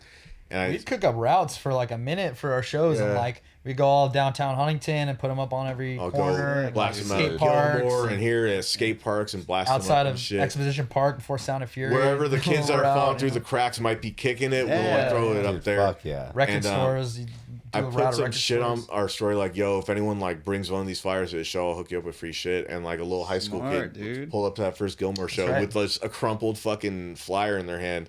And I was like, dude, what do we got? And I'm just giving them a shirt, signing a CD. Here's all the stickers. Like fucking, I used to, when we first started, like I bought like a bunch of beanies and we made a bunch of patches. And I would fucking sit in my living room and fucking with dental floss, like stitch a Hatespeech beanie to pass out one at every show, like whoever fucking dances the hardest or whatever the fuck. And like that was the easy candidate for that night. And like I don't have time to do that now, but fucking I don't know, like shit like that is just so as minuscule as it might seem from an outside perspective, it's so fucking meaningful. Like just to be able to get to experience shit like that. Yeah. From like, you know, out of an idea of just like, you know, you're just playing with music with friends and then getting to actually take that shit out and like get to do cool shit and have like people be stoked on it, right? It's fucking crazy. Like you guys have been to Mexico because of fucking music. Yeah, man. Like we have homies in TJ now that we fucking love. Yeah. That are like family to us because of music. Yeah. Yeah, it's nuts. Shout out Grey Out. Yeah. Shout out New Lords. New Lords booking. Nueva realidad. So we got one more question in the DMs that I'll read from Sean Matthew Paramore. Let's go. What's the biggest struggle you've overcome as individuals and a collective to be able to put out music at such a high level? And what perspective have those struggles given you guys now? I appreciate Sean implying that our music is at a high level. Yeah. Much love to Sean. Yeah.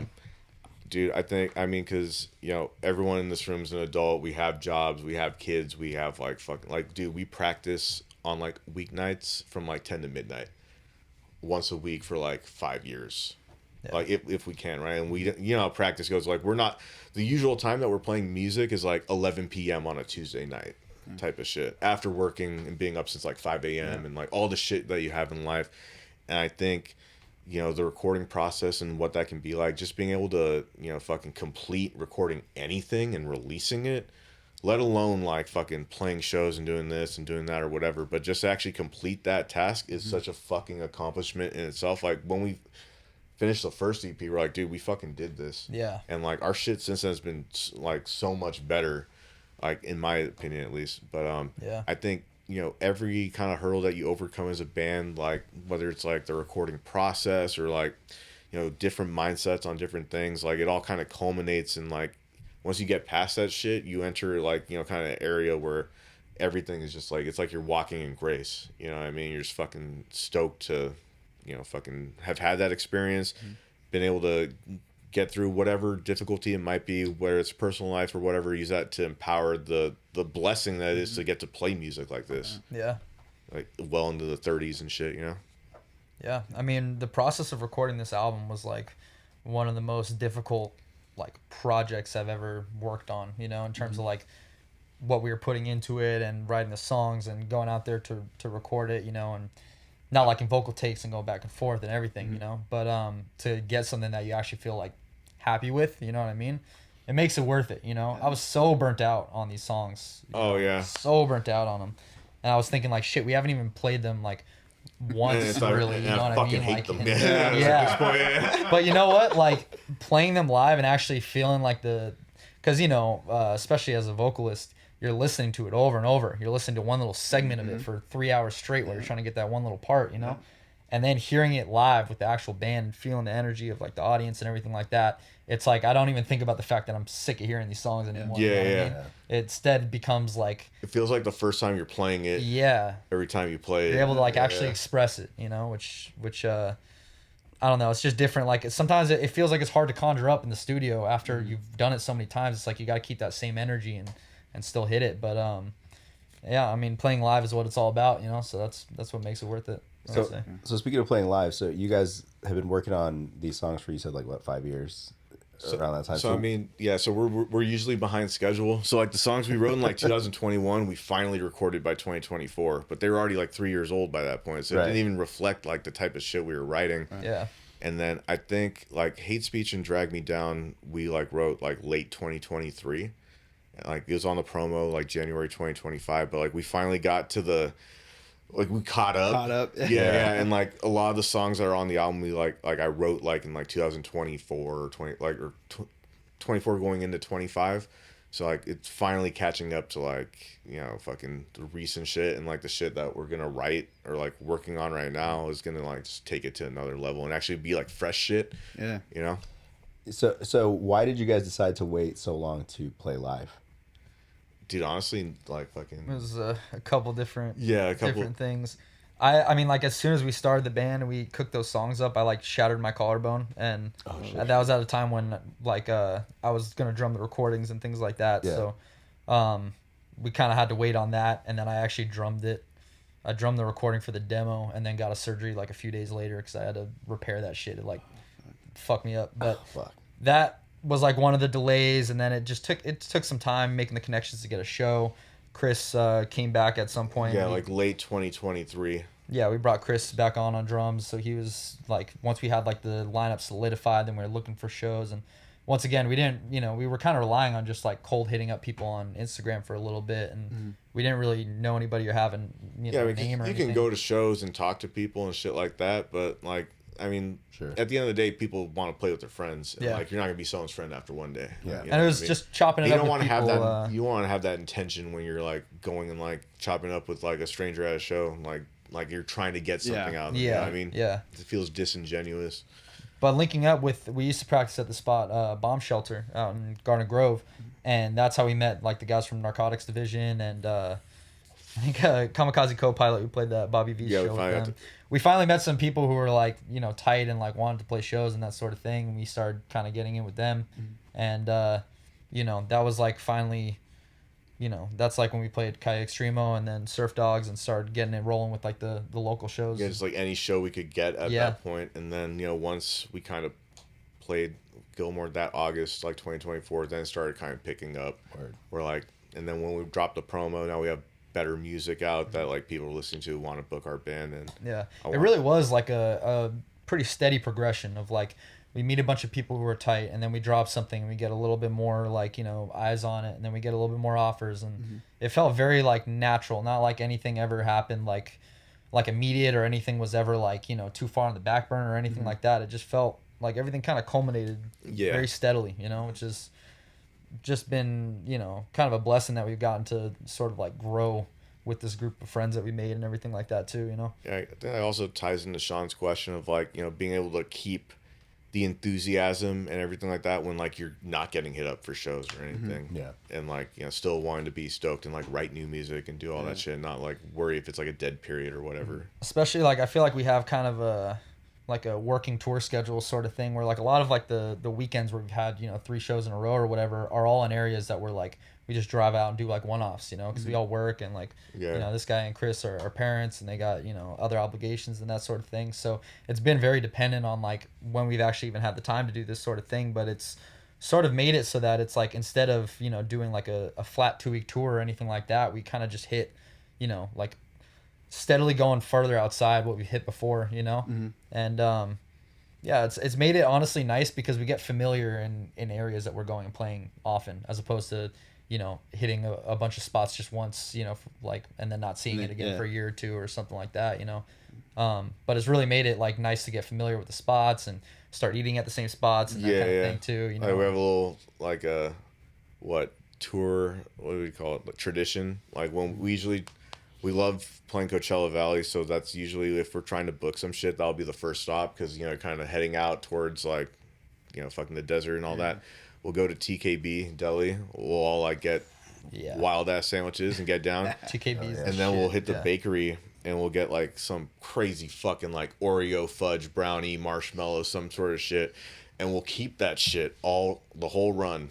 You know, like as like a little fucking like the ring from like Lord of the Rings. And then as soon as we get back, we'll usually carpool from Chris's. As soon as we get back there, we'll eat it in the fucking driveway. That's sick. Do like That's the cool. debrief, like, you know, how shit go this weekend, that sort of thing. Yeah. See how fucking melted the shit is from driving around the desert sitting for in my 5 days. This is the beauty of touring as an adult and having jobs where you can actually afford to eat. Yeah. You're right. Yeah. Yeah, man. Dude. Fuck yeah. We got a couple more from out of Eurostep. Again, this fucking guy. Oh wait, shoot. Actually, hold on. I skipped Frank. Sorry, Frank. Frank writes, how does graffiti influence the band's aesthetic? Does anyone else aside from Jesse write tag? Oh, I'll give the whole story on the fucking. Please do. So I mean, as a lifelong punk, I'm all about like, dude, if it's a show, like I remember going to see the Angry Samoans like when I was like 13 or 14 down in Hollywood, and like they had $5 shirts that were like, it was like a fucking like a construction company, and like with the logo is all in Spanish, but they screen printed their shit over that, and like That's I bought tight. that shirt for $5, wore it every single day in high school and shit. And like bought like all their CDs for like $2. So like I went to the show with $10 and left with like a shirt, and like all their CDs. Wild. So we have free stickers at we have free shit at every single show just because we want to fucking keep that like kind of hardcore for hardcore like sort of thing where like if like even if you fucked with us or you didn't, like, you know, if it's a kid that's just all ages show and they just pull up, it's like, dude, take some free shit. Here's some pins, here's some patches, here's some stickers and shit. My best friend who died like 2 years ago. Yeah, maybe I want to say 2 years ago. He he's one of the sickest artists, like fucking graffiti artist from LA. His name was Andrew, and he designed that first logo, the graffiti logo. Cool. And I know in hardcore it's like cool to like commission someone to fucking do a graffiti logo or whatever. Like it's like a big thing in the aesthetic and shit. But like, this is my best friend fucking doing like the fucking Hatespeech logo and shit. You know, he gets killed, and I'm like, we're not changing this.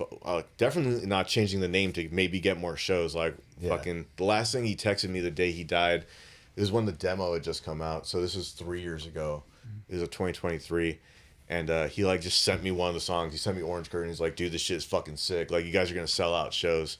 And like I was at like one of my other buddies' weddings, and like that was like the last correspondence I had with him before he got killed.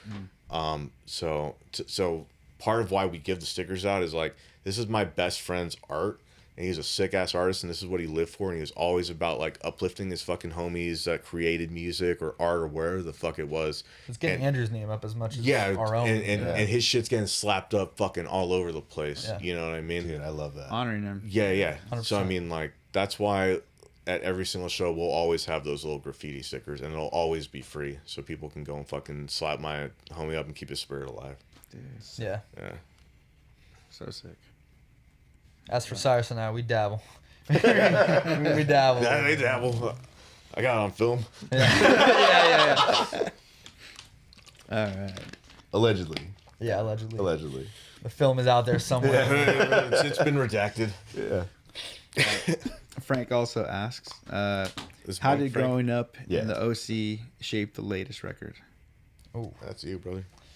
Well, man, Orange County's interesting because it's got like the legacy of punk. I would say even more so than hardcore. It's got like just a straight it's in the DNA. You know what I mean? And going to high school, like I would constantly find out that somebody, like people who weren't even like necessarily part of the scene or whatever, would be kids of like people in bands. You know what I mean? And it felt like it was always like around and just sort of like not something that like was necessarily on the forefront of like the Huntington Beach scene at the time that I was in high school and kind of in it felt like really small and tight knit, you know what I mean? And once I kind of realized that there were so many, like LA is basically the biggest scene in the world, I would think, you know, with the outside scenes and everything, it made me realize that Orange County is really in this bubble where you got these people who are like not necessarily part of the scene, but are, you know, used to go to shows in the 90s and are just kind of skater, surfer heads, that type of person, you know what I mean? And so it felt like that had so much more influence on me than like the hardcore scene did in terms of me coming up and me getting into this sort of thing, you know what I mean?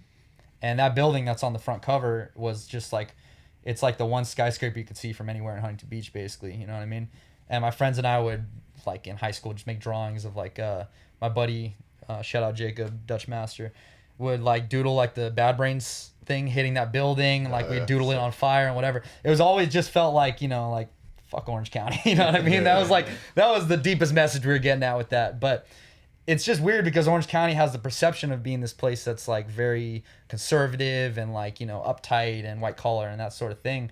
But then it's also got this like surfing, skating culture that is very tied in with punk. And, you know, I grew up across the street from Vinyl Solution, which is like a pretty notable record store, you know? And I didn't realize how notable it was, but that's like when I was walking in and getting all the old head recommendations from the guys who were just buying records and whatever, that's like where I picked up a lot of the shit that I'm into, you know what I mean? And also to see those types of dudes, a lot of them turning to like the conservative swing, you know, in recent years and that sort of thing. It just felt to me like Orange County has like a weird dichotomy of that sort of thing, where on some hand you have like the super uptight white collar people, but then as a reaction to that you have what created so much of like, you know, I mean like Inside Out and all these different bands that came from Orange County that have that, like the reason it's so potent is because it's coming from that environment, you know what I mean? Yeah. I guess that might be like a kind of fucking roundabout way to say it all or whatever, but that's like sort of the vibe. Like that's why we wanted to title it Orange County, was because we felt like it was all that packed into there. And I mean, when we started writing the album, we didn't have that sort of like we didn't have the name or anything like that, you know what I mean? It just kind of felt like that's what it is, you know? It's everything that makes up Orange County, that makes up who we are and whatever, is like, it's what it is, you know? So. And I think lyrically, because it's a lot, it's political it's like pushing back against a lot of, you know, narratives that are kind of force fed through like media and shit like that. And now you have the Comerica building as a representative on fucking fire. And like, this is Orange County. You know what I'm saying? Like a bunch of like dudes that don't look like traditionally what you'd expect, like some preppy, like fucking well-to-do conservative, whatever, saying fuck Israel, fuck aggression, fuck all this shit, and like being able to like put a voice to like what you know is out there in like, you know, in a community that feels suppressed, especially in like, you know, something that's so outwardly conservative and all this other shit. Yeah.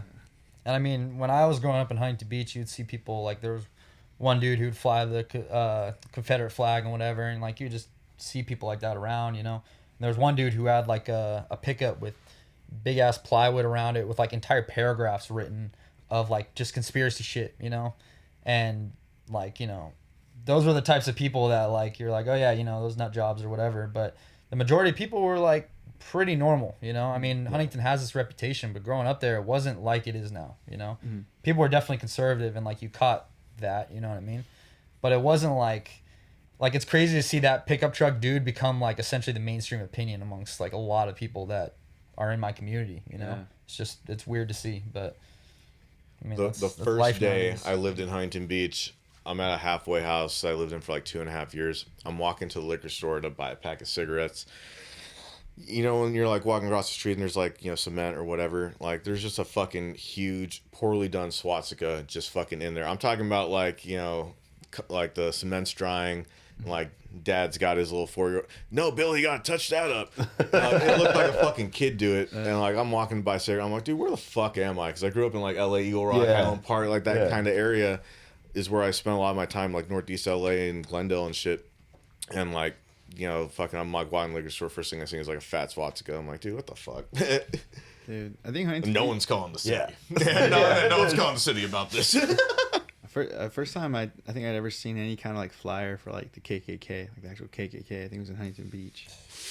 Just like, it's so weird because, you know, when you're in Huntington, you just want to chill. You just want to have a good time or whatever. Normal, yeah. And then you'll just run into a bunch of random weirdos that are just talking shit, and you're like, the fuck? See, it's tough because it's simultaneously like you know, it has the Nazi reputation, and I would say like you can go to the beach there and like you don't really have to watch your back necessarily, you know. Sure. It's like it's a pretty safe area and everything. It's simultaneously like not as bad but also worse than people say, you know, where it's like you don't have to really be worried about being bothered on the street necessarily, but then you talk to seemingly normal people and they get too comfortable and they start dropping some crazy shit on you, you know? It's like, it's true, man. Like my neighborhood, like, I live on the outskirt of like what's called the Slater slums, but it's like 98% Hispanic. Like I have like a Elote guy on my fucking street and shit. You know what I mean? So I mean, like, there's pockets where it's just like, it just feels normal. Like you're in like, you know, greater LA sort of area where people are chill, people are family oriented, care about their neighbors, stuff like that.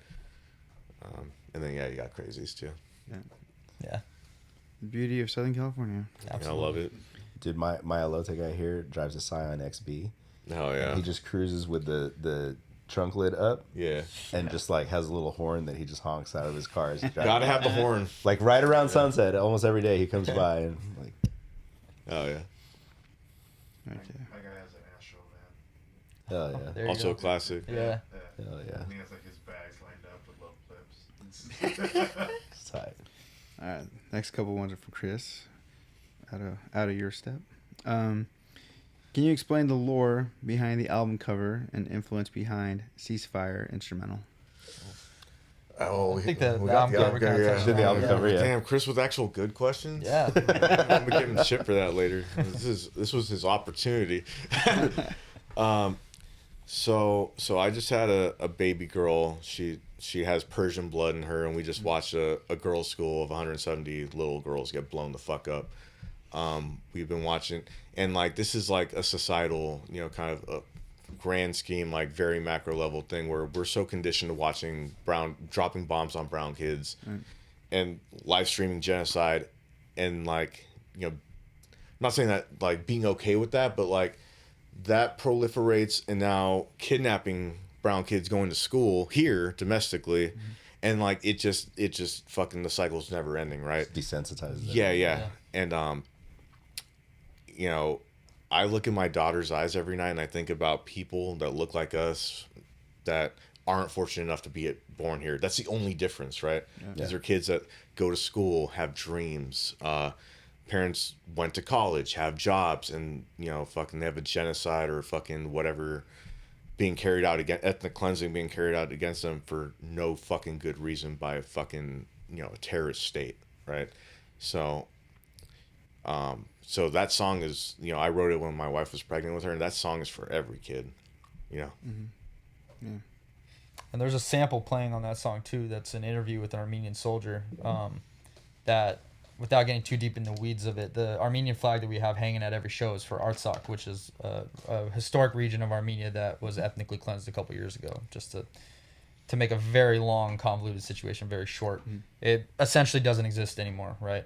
And there's a soldier who fought in like this was the third war essentially over this region.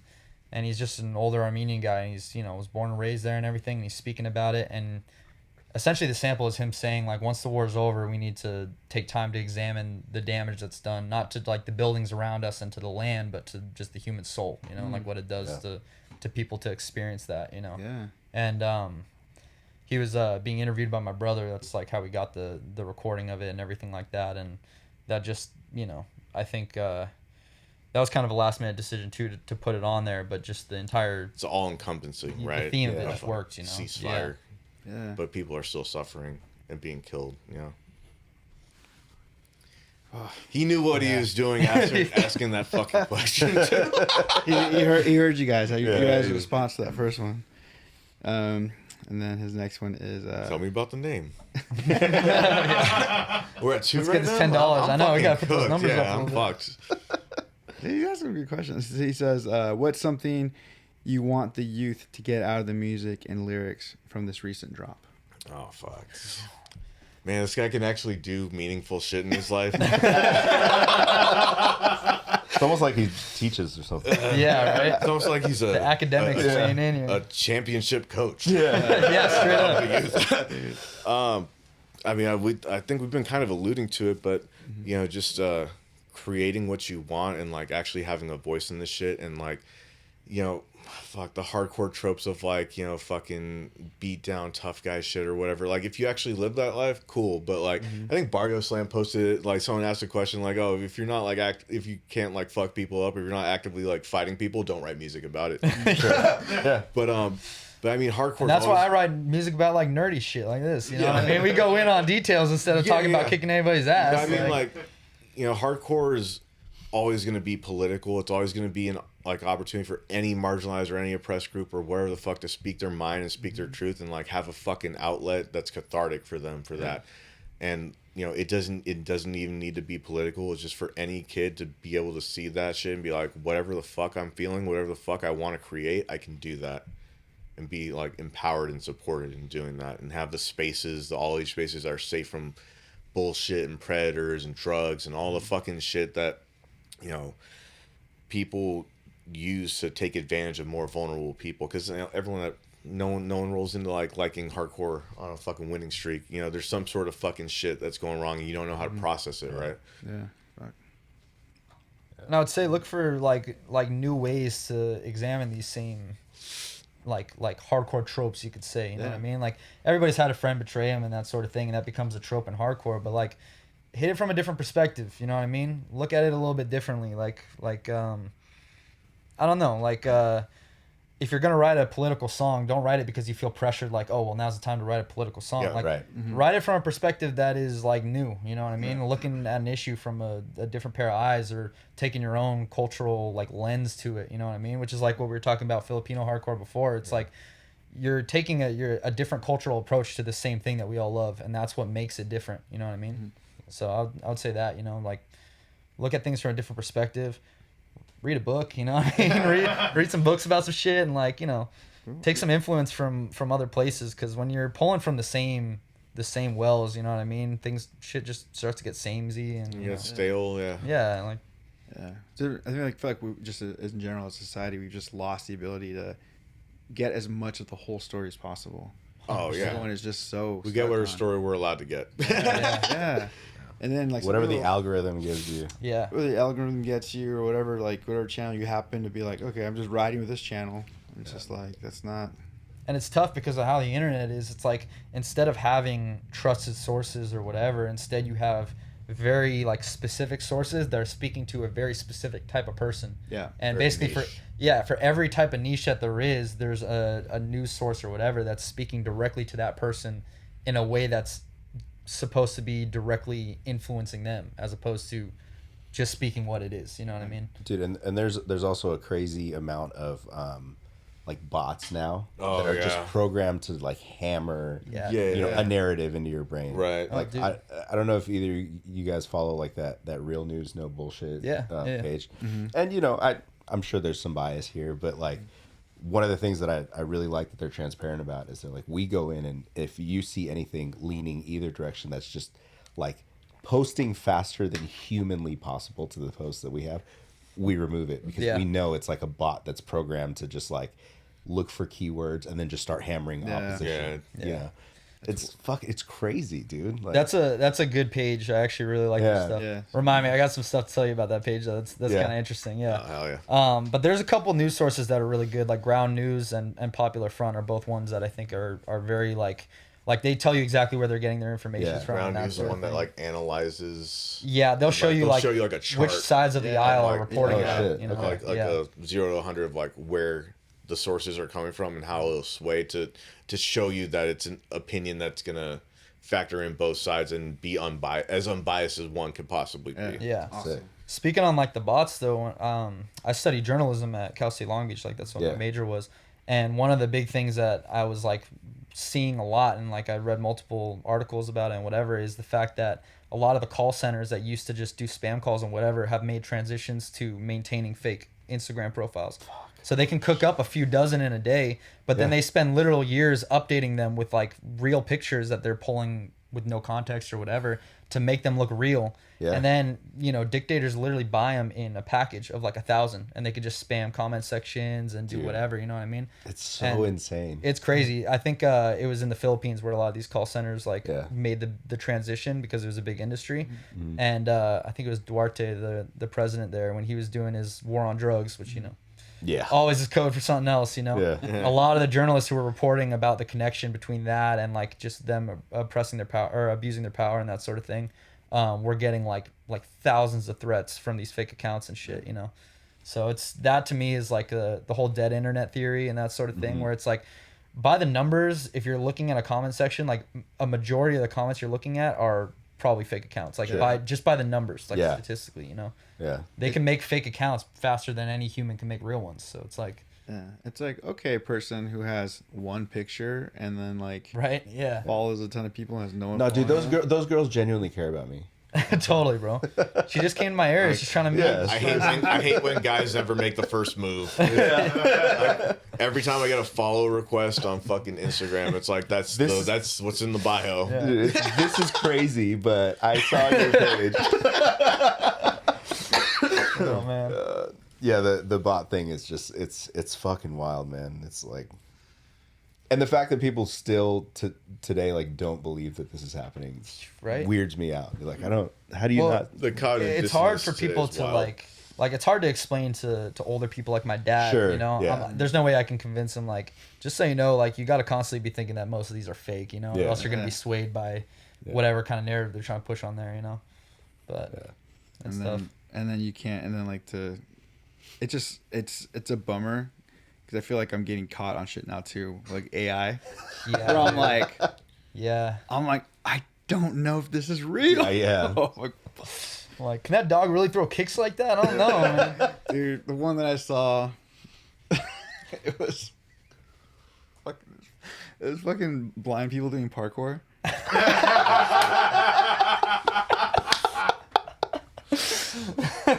It's so stupid. I was like, this has to be AI. Oh man. It was. So.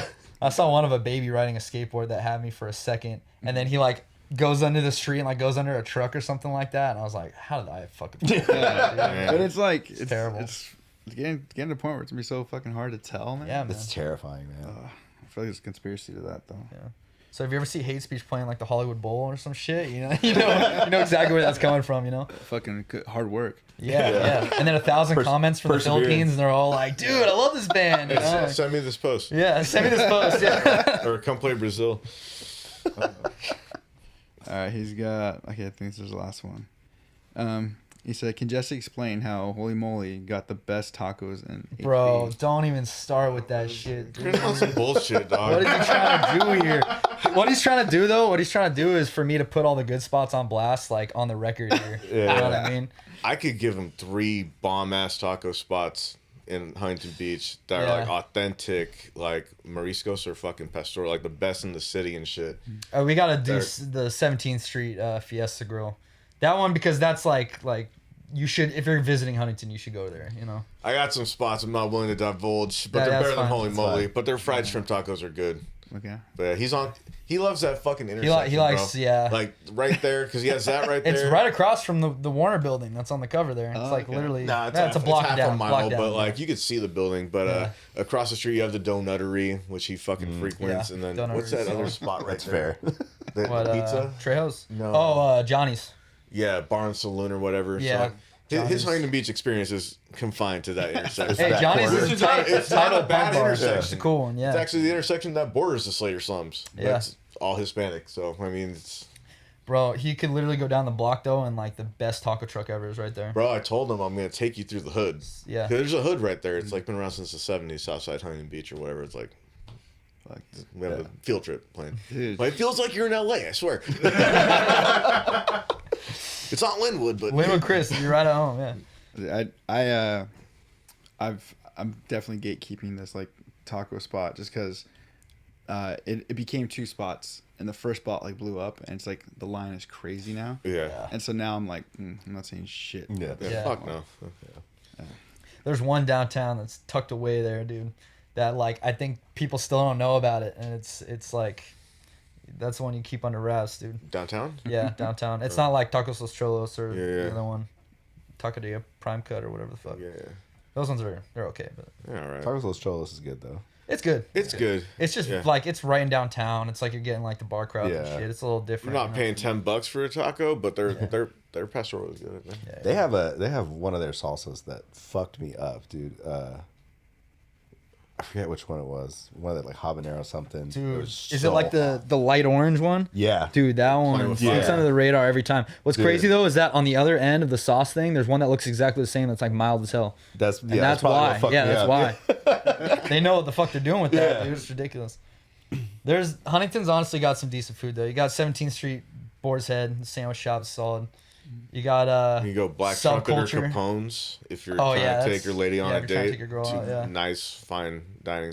I mean, fine dining, but like $30 plates. Thought we're talking like the boys here. You go to Subculture, get the Dutch Crunch. Well, I mean, Brick-ass the boys are sandwich. older. They have their ladies and shit, and you take them Yeah, out. right. Happy wife, happy life. You don't take your girl to Subculture. It's like Me and Mike, we Nah, tried to go to Subculture today. It was bullshit because like their website was down. You could only order a ham sandwich. We got there. It's like we're out of Dutch Crunch. Everything's on What? a roll. This What? today. Today. are they fucking shutting down? Like, No, it's Sunday, and I don't what know, the man. hell? That's weird. But you can take your Dutch girl Crunch to is like Subculture. that. That's like what they have there. I thought that's like their thing. Shout out my top 2 girls, my wife Audrey and my daughter Reverie. I told her I'd do that. Oh, there you go. That's how you justify being away for like fucking 5 years. She's like, I saw your location. Where the fuck are you? Yeah. I'm like, I'm in Colton. Yeah, where's that? I'm in a shed. Yeah. Yeah. I'm in a shed. I'm in a shed. It's 5 dudes. Are we past the Chris questions? We just got past them. God. Yeah. All right. So now we got good ones. I got a question for you. Okay. we got Daryl Devon. Yeah. Let's go. Shout out. to Who are the Koch Bros? Is this cowboy hat? I don't know Nah, it's Bill. classified information. Yeah, that actually is cowboy hat. Oh, it is cowboy hat. Yeah. Yeah, okay. The Koch brothers are a You can fill that one, influential Jewish family that's at the center of a lot of cabal, Oh, man. cabal conspiracies. Oh, We celebrate ball Yeah. with 2 A's. No, shit. When we joke about geopolitics, we take it to the end.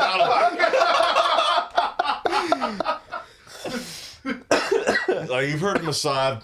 Yeah. Cockroach is like our counter to Mossad. Yeah. Nah, it's just a group chat with like all our boys from like we made it. You're giving the mundane answer. We're building it up It's a crew. No, Secret society. no, you know when you go on a run with like a set of bands that you've never done a run with before, and you have like the best fucking time, and then you just keep that group chat going. And it's just, here. Yeah. everyone's checking in every day. Everyone's on some bullshit. Everyone's on Pulling celebrating out each the other's most victories. embarrassing stickers they can get. Yeah, it's just insane sticker game in there. Yeah. Like everyone has like your one group chat, and like if you don't think that group chat's the best, you're in the wrong fucking group chat. That's our group chat. It's one like before I go to sleep. It's like 40 unread messages. I'm just in my bed like. I got a notes app. Like anytime like that chat really cooks, like thousands of messages and some crazy ass shit. Dude, they're doing the AI summaries now when you miss it, and the AI summaries of that shit is so fucking funny, bro. It's like all over the place. And you can pin messages. Always fucking the top 3 pins. Like you got to say something really ridiculous to knock one of those out. But there's been nights where like that shit has just been fucking insane, like into the wee hours of the morning. And then like your girl's probably wondering like, dude, why the fuck are you laughing at 2:30 in the morning? Yeah. Just fucking massive. She'll never believe you're it. like, Well, she even can't asked me hear you. today. She's like, who you? What's the background on that? Why? Like, I'm like, dude, it's my group chat with the boys, and like the picture, the avatar is Daryl. I think. I'm like, look, that's Daryl wearing like a derby cap. Yeah. It's in the bowler cap. all right, this is from S. Bentley, 1988. Let's go. Hell yeah. It says, when are hate speech and bound to violence, though? Or when are we getting hate speech and bound to violence? Well, he knows the answer. But, Heard it here but, first or what? But soon. We ready to make that announcement? No, we're not ready to make that announcement. But soon, it's gonna be a banger. Yeah, for bro. sure. We're me and the homie are cooking that up. It's gonna be a fucking rager. It includes things that were previously discussed on this episode. Fuck. Episode 170 of Walking Blind. Oh, yeah. Brought to you by Pair of Thieves. Geek Bar. Popping an underwear sponsorship from this. The boxers and the geek bars. All right, this is from outoflife.x. Oh yeah. Oh yeah. Oh Has boy. hate speech literally become dad rock now? I mean, he's not wrong. He's not. No, He's he's not not. wrong. As a guy Man. who loves Dad Rock, dude, it's an honor. Me too, man. Hey, I've been cooking up dad rock playlists lately, and it's Dude, you got to, you know. there's a Spotify algorithm playlist called like Divorced Dad Rock, and it's like all early 2000s shit that would play on Fuse and all that. And Yeah. honestly, the whole playlist fucking slaps. All I'm pretty sure I follow that playlist I'm too. gonna be Yeah. ready next fall then. Dude, no, honestly, it's good. Yeah. But Cyrus and I get wrapped up with the Unk label because we're still in our 20s, but like him and Chris are a little bit older. We play with all bands that are like in their 30s and stuff like that, and we just unintentionally we're get wrapped up. not in escaping that, the Unk Dad label for sure, Yeah. and that's cool. No, I'll But take yeah, it. we're definitely dad rock. We got like- Unk tastes, that's for sure. You know. what I Yeah, mean? we definitely have Unk Yeah. taste. Dude, I got called Unk at a day to remember by somebody random that knew the podcast. No shit. Yeah, I was Yeah, like, What's up? Yeah, I called Unk today because I saw you in that hat. that's fair too. Yeah. And then the last one. This is from Daryl Devon. A real question? Where did the name originate from? Oh, I'm no. not making the $10. No, Yeah, that's That's three. my mom in the car. 3. Let me refresh. Maybe we got one. Let's see it. 2 came in just like.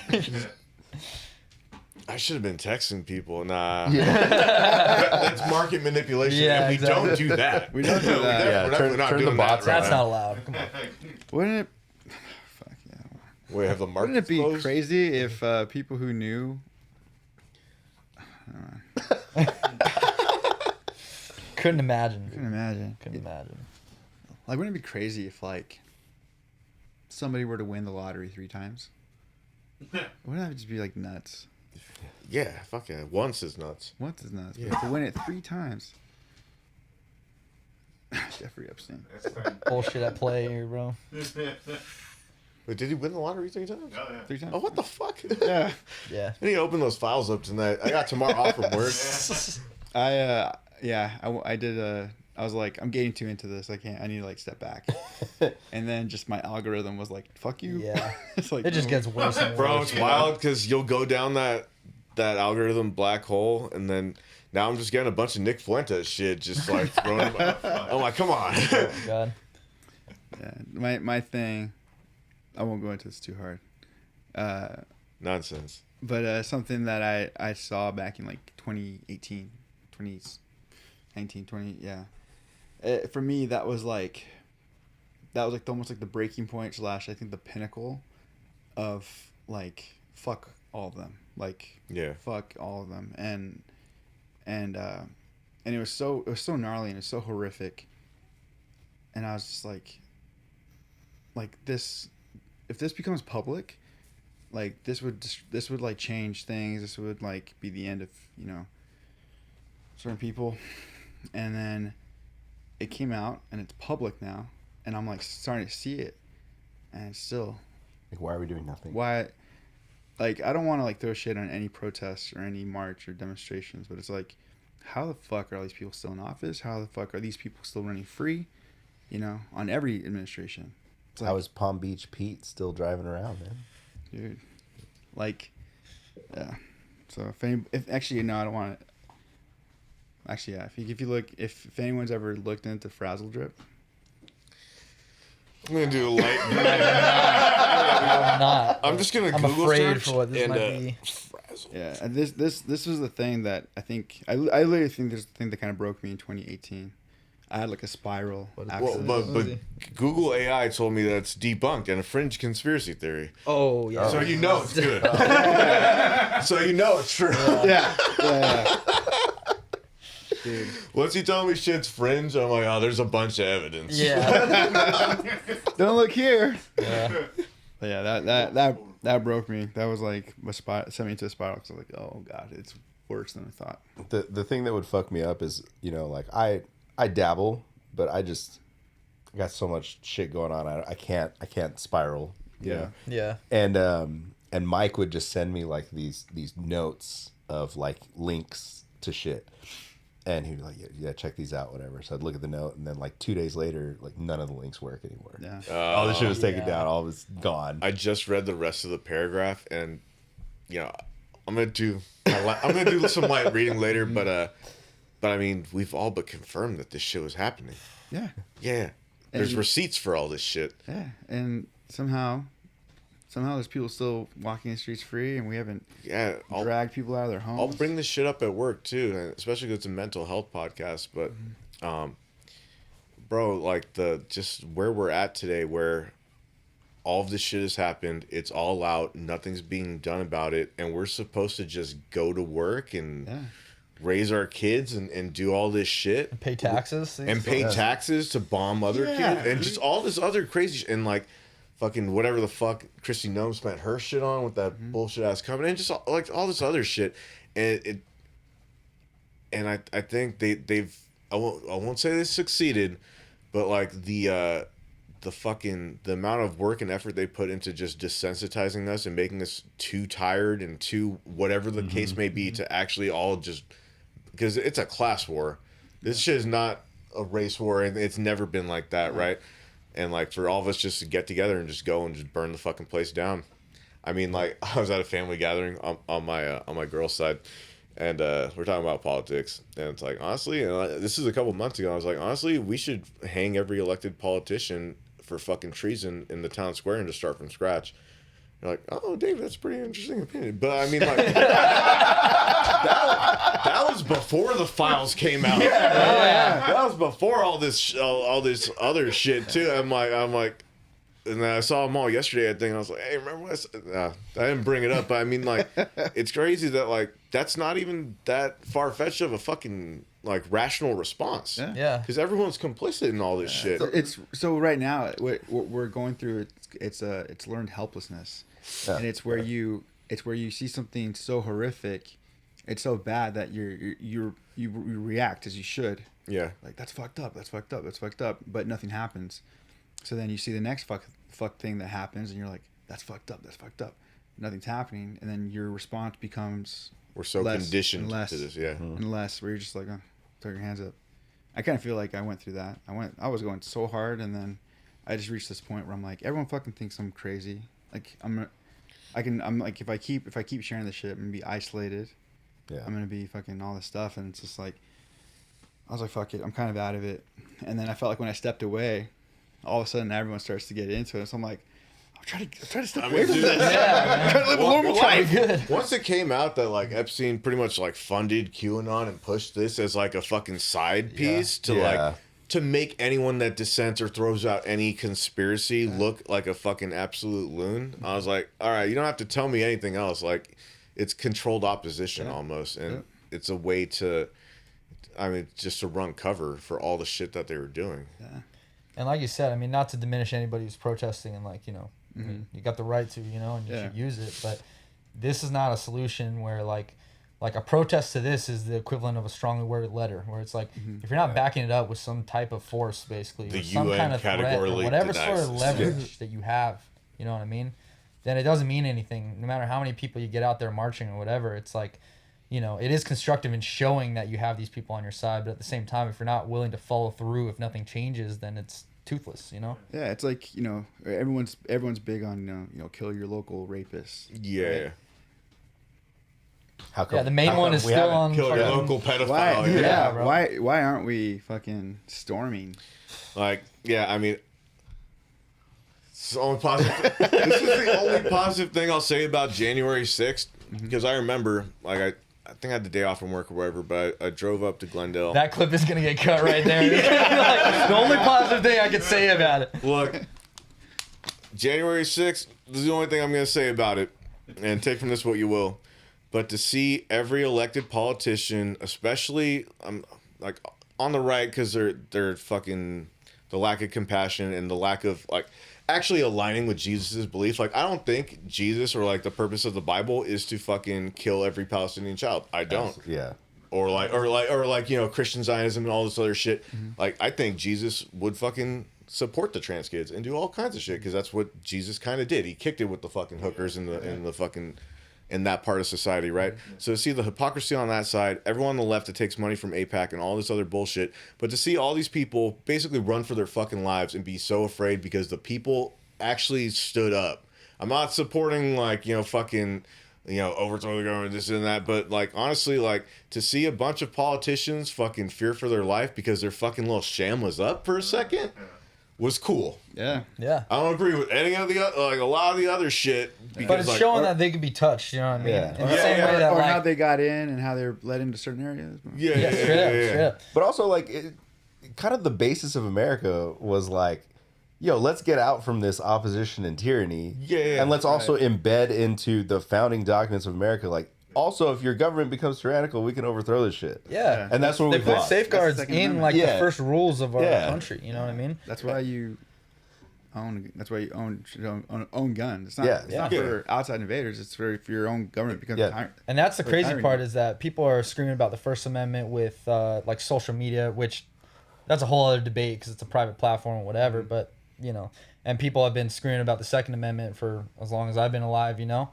But fucking Brett Kavanaugh just signed away the Fifth Amendment rights for everybody. You know what I mean? He just signed a law that basically says that if you're speaking Spanish or you appear Latino, I think it's like within 100 miles of the border, you could be stopped at any time for any reason. You know what I mean? Fucking insane. But that's the crazy part, Yeah, is that it's legitimately insane. Yeah, like there are like white appearing Mexican people and whatever. Like, essentially, that gives them enough room where they can allege that anybody was speaking Spanish or anybody that appears Mexican or whatever.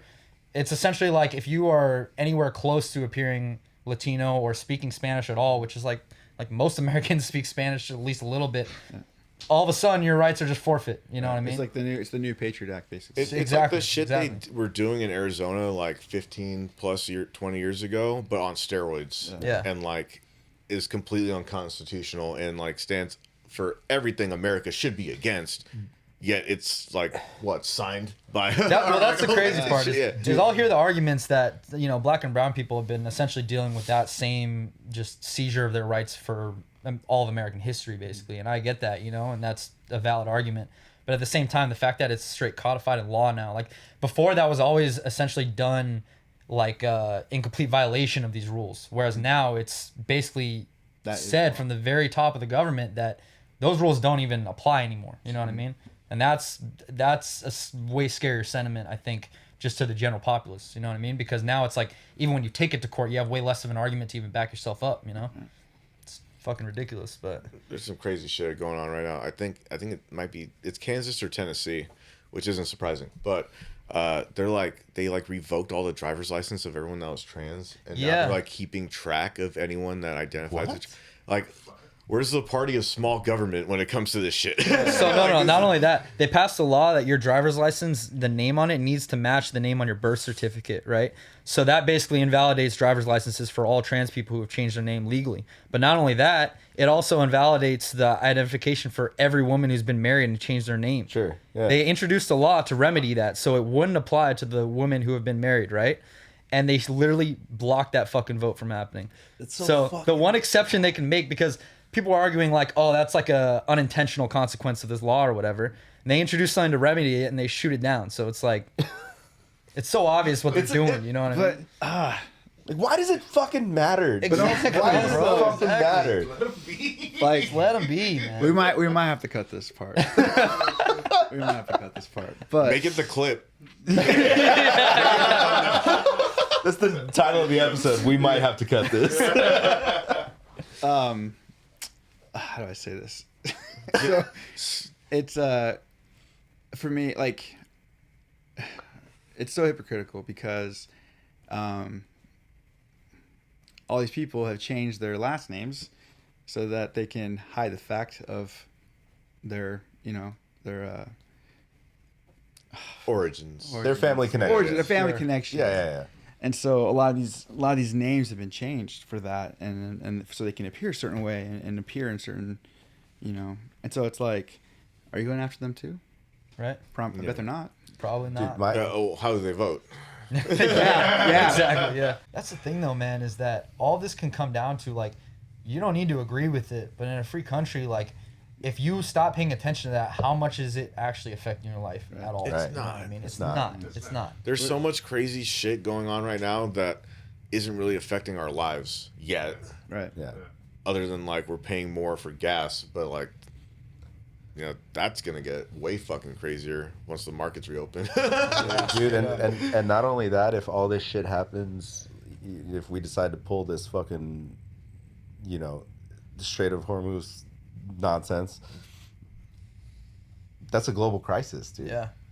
I mean, they're talking about 10,000 troops right now, but if history tells us anything, we probably have more than that already there. You know, Well, we have to be like honest. 35,000 or something, but, like, dude, you're talking about the IRGC has 1 million people. Yeah. And, like, I'm not gonna, fucking say praises for, like, the regime in Iran or whatever, because we have a regime here that should be overthrown too, right? If we're talking, like, in terms like that. But you have 1 million people that you're fucking, you open this shit up with the war crime of bombing 170 elementary school girls. Yeah. Like, you And to me, it's like, what result do we get out of this that makes that worth it at this point? Because it's like, Trump hasn't even given an objective for, like, what the war is, if it's a regime change. Or, There's never been an objective. It keeps changing. And evidently we won the war, like, the first day. So why are we sending 35,000 kids to die? Yeah. And it's crazy because, like, I don't know, like 65% of military voted for Trump or whatever. But if you think about it, a lot of the military, it's like poor black and brown kids who wanted to have health care, wanted to have education because the system's so fucked. More and I'm opportunity. sure those are the kids that are deployed to fucking shed blood for, like, the Epstein class and shit like that, Poverty draft. Yeah. Dude, but now you can enlist up to what, 43? 42. 42? Fuck. I missed it. they took out the exemptions for smoking weed. Yeah, you can smoke weed now. Everybody's going to start identifying as trans, All the I think that's still in place, so. all the tattoo shit is gone now Yeah. too. Like, yeah. Oh wait, I turned 43 this year. Y'all flat-footed? What do you got? we got bone spurs? Not even that. They still let you do it if you're flat-footed now. No shit. I feel like How's plantar fasciitis work into this? They're like, we'll find a spot for you. We'll find a spot for you. Be like, I'm obese. Yeah, we can lose it. Yeah, I mean, there's It's like that won't stop you More from protection. piloting a drone, son. we're talking about a country that for over 75 years we've directly like fucked with them and like created the situation that they're in right now. I mean, like, That's the crazy part. It's like when has Iran actually attacked the U.S.? You got to go back to the Never. fucking the hostage crisis, you know? bro, yeah, and then honestly, you're talking about like the talking point of like they scream death to America in the streets. I'm like, yeah, if anybody did half the shit that we did to them, you would do the same fucking thing. Yeah. You know what I mean? And We're this is- screaming death to Iran. They didn't even do shit to us. Yeah, You know? So like, we're fucking killing kids and taking a page out of the Israel what? playbook and destroying civilian infrastructure. It's all fucking war crimes. But there's a country that has been around for millennia, being attacked by a genocidal fucking group of Zionists that have been around for 75 years. That you can cut that. Hate speech isn't beating the allegations. And then, We'll keep it, but we'll beep the whole thing. and then an imperialistic country that's been around for like not even 250 years, dude. And Persia's been around since like BC, and especially since like the revolution, at least they've been preparing for this war for 40 plus years. Foreign invasion, it's the most it's like Afghanistan on steroids. And like, bro, they got a bigger population than Iraq and Afghanistan they have combined. 90 million It's not- people, 1 million soldiers. It's all mountainous. Like, it's the fucking desert. And, like, they act like, you know, fucking Middle Eastern people are a bunch of, like, in caves, fucking, like, you know, savages and shit. Iran's, like, one of, like, the most fucking, like, educated places where, like, women are, like, professors and have engineering degrees and all this crazy shit. They have scientists and, like, you know what I mean? Like, it's like it's a culture that stresses fucking academic fucking pursuits and like all this like fucking science and you know shit. So like, yeah, I mean this like we're getting our ass. I'm not gonna say we. America's getting their fucking ass kicked and looking like a paper tiger to the whole fucking world. We're laying all of our vulnerabilities bare for China and Russia to just study. Bro, we lifted sanctions on Russia, who are giving intel to the Iranians to fucking drop drones on fucking people. Yo, you ready for this? We lifted sanctions on Iran, so we're funding, like, giving them more money to fucking fight the war again. Like, it's like the stupidest. It's gonna go down as like one of the It worst. doesn't make sense. It's one of the worst military like fucking like decisions that's probably gonna happen in the modernized world. Check this out, because this is like pretty fresh news. So Ukraine leaked false information to France, right? Yeah. With the message to pass it along to Trump, right? Very soon after, Russia started acting on that fake information, which means that there's a feedback loop. That's essentially how Ukrainian intelligence figured out that when they communicated this information to Trump, it immediately got to Russia. And they acted on this false information, which is how they figure out where there's a leak, you know what I mean? Which means there's just a back channel through our own government telling our enemies what the fuck to do, you know, what to expect. It's ridiculous, man. And Meanwhile, we got like Qatar just pulled out of the war a couple days ago saying, you know, Iran's been here since fucking the beginning of recorded history and we got to just learn to live alongside them essentially, because there's no benefit to them just sitting there being a fucking plate of American armor just to get hit. You know what I mean?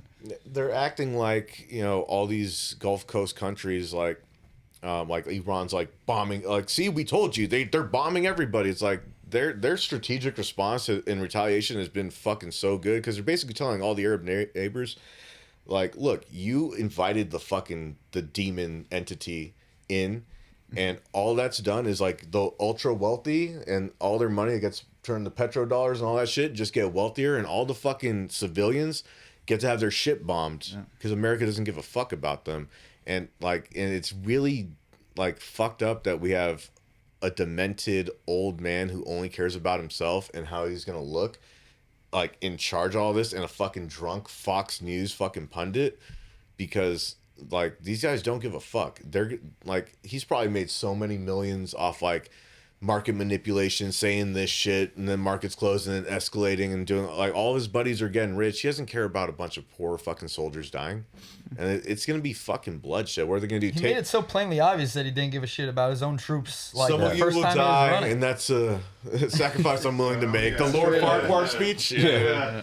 Dude, But, and the crazy thing I've heard recently too is that after midterms, after all this shit, is that the talk is that he's going to step down. I've heard that too. Let yeah. Vance come in and pardon him for everything. I could see that. And that's that. That would be Dude, fucking and that's worse, that. dude. He's taking the BB approach right now, who's faced corruption charges since 2019. That's why he keeps them in a war, so he'll never have to face that shit. And like, all this shit is covered. Like, they're annexing fucking South Lebanon right now and displaced 1 million people, but no one's talking about that. And they're fucking still exterminating people in Gaza. But like, we're focused on like the price at the pump. Yeah. You know what I mean? Like so. But I mean, you keep yourself in a fucking forever war, so you have an excuse to say like, "Oh, can't have midterms." Yeah, because we're yeah. Or like wartime, whatever. Wartime power. Yeah. Well, not war. It's a military operation. Only Congress can declare war. Yeah, it's fucking wild, dude.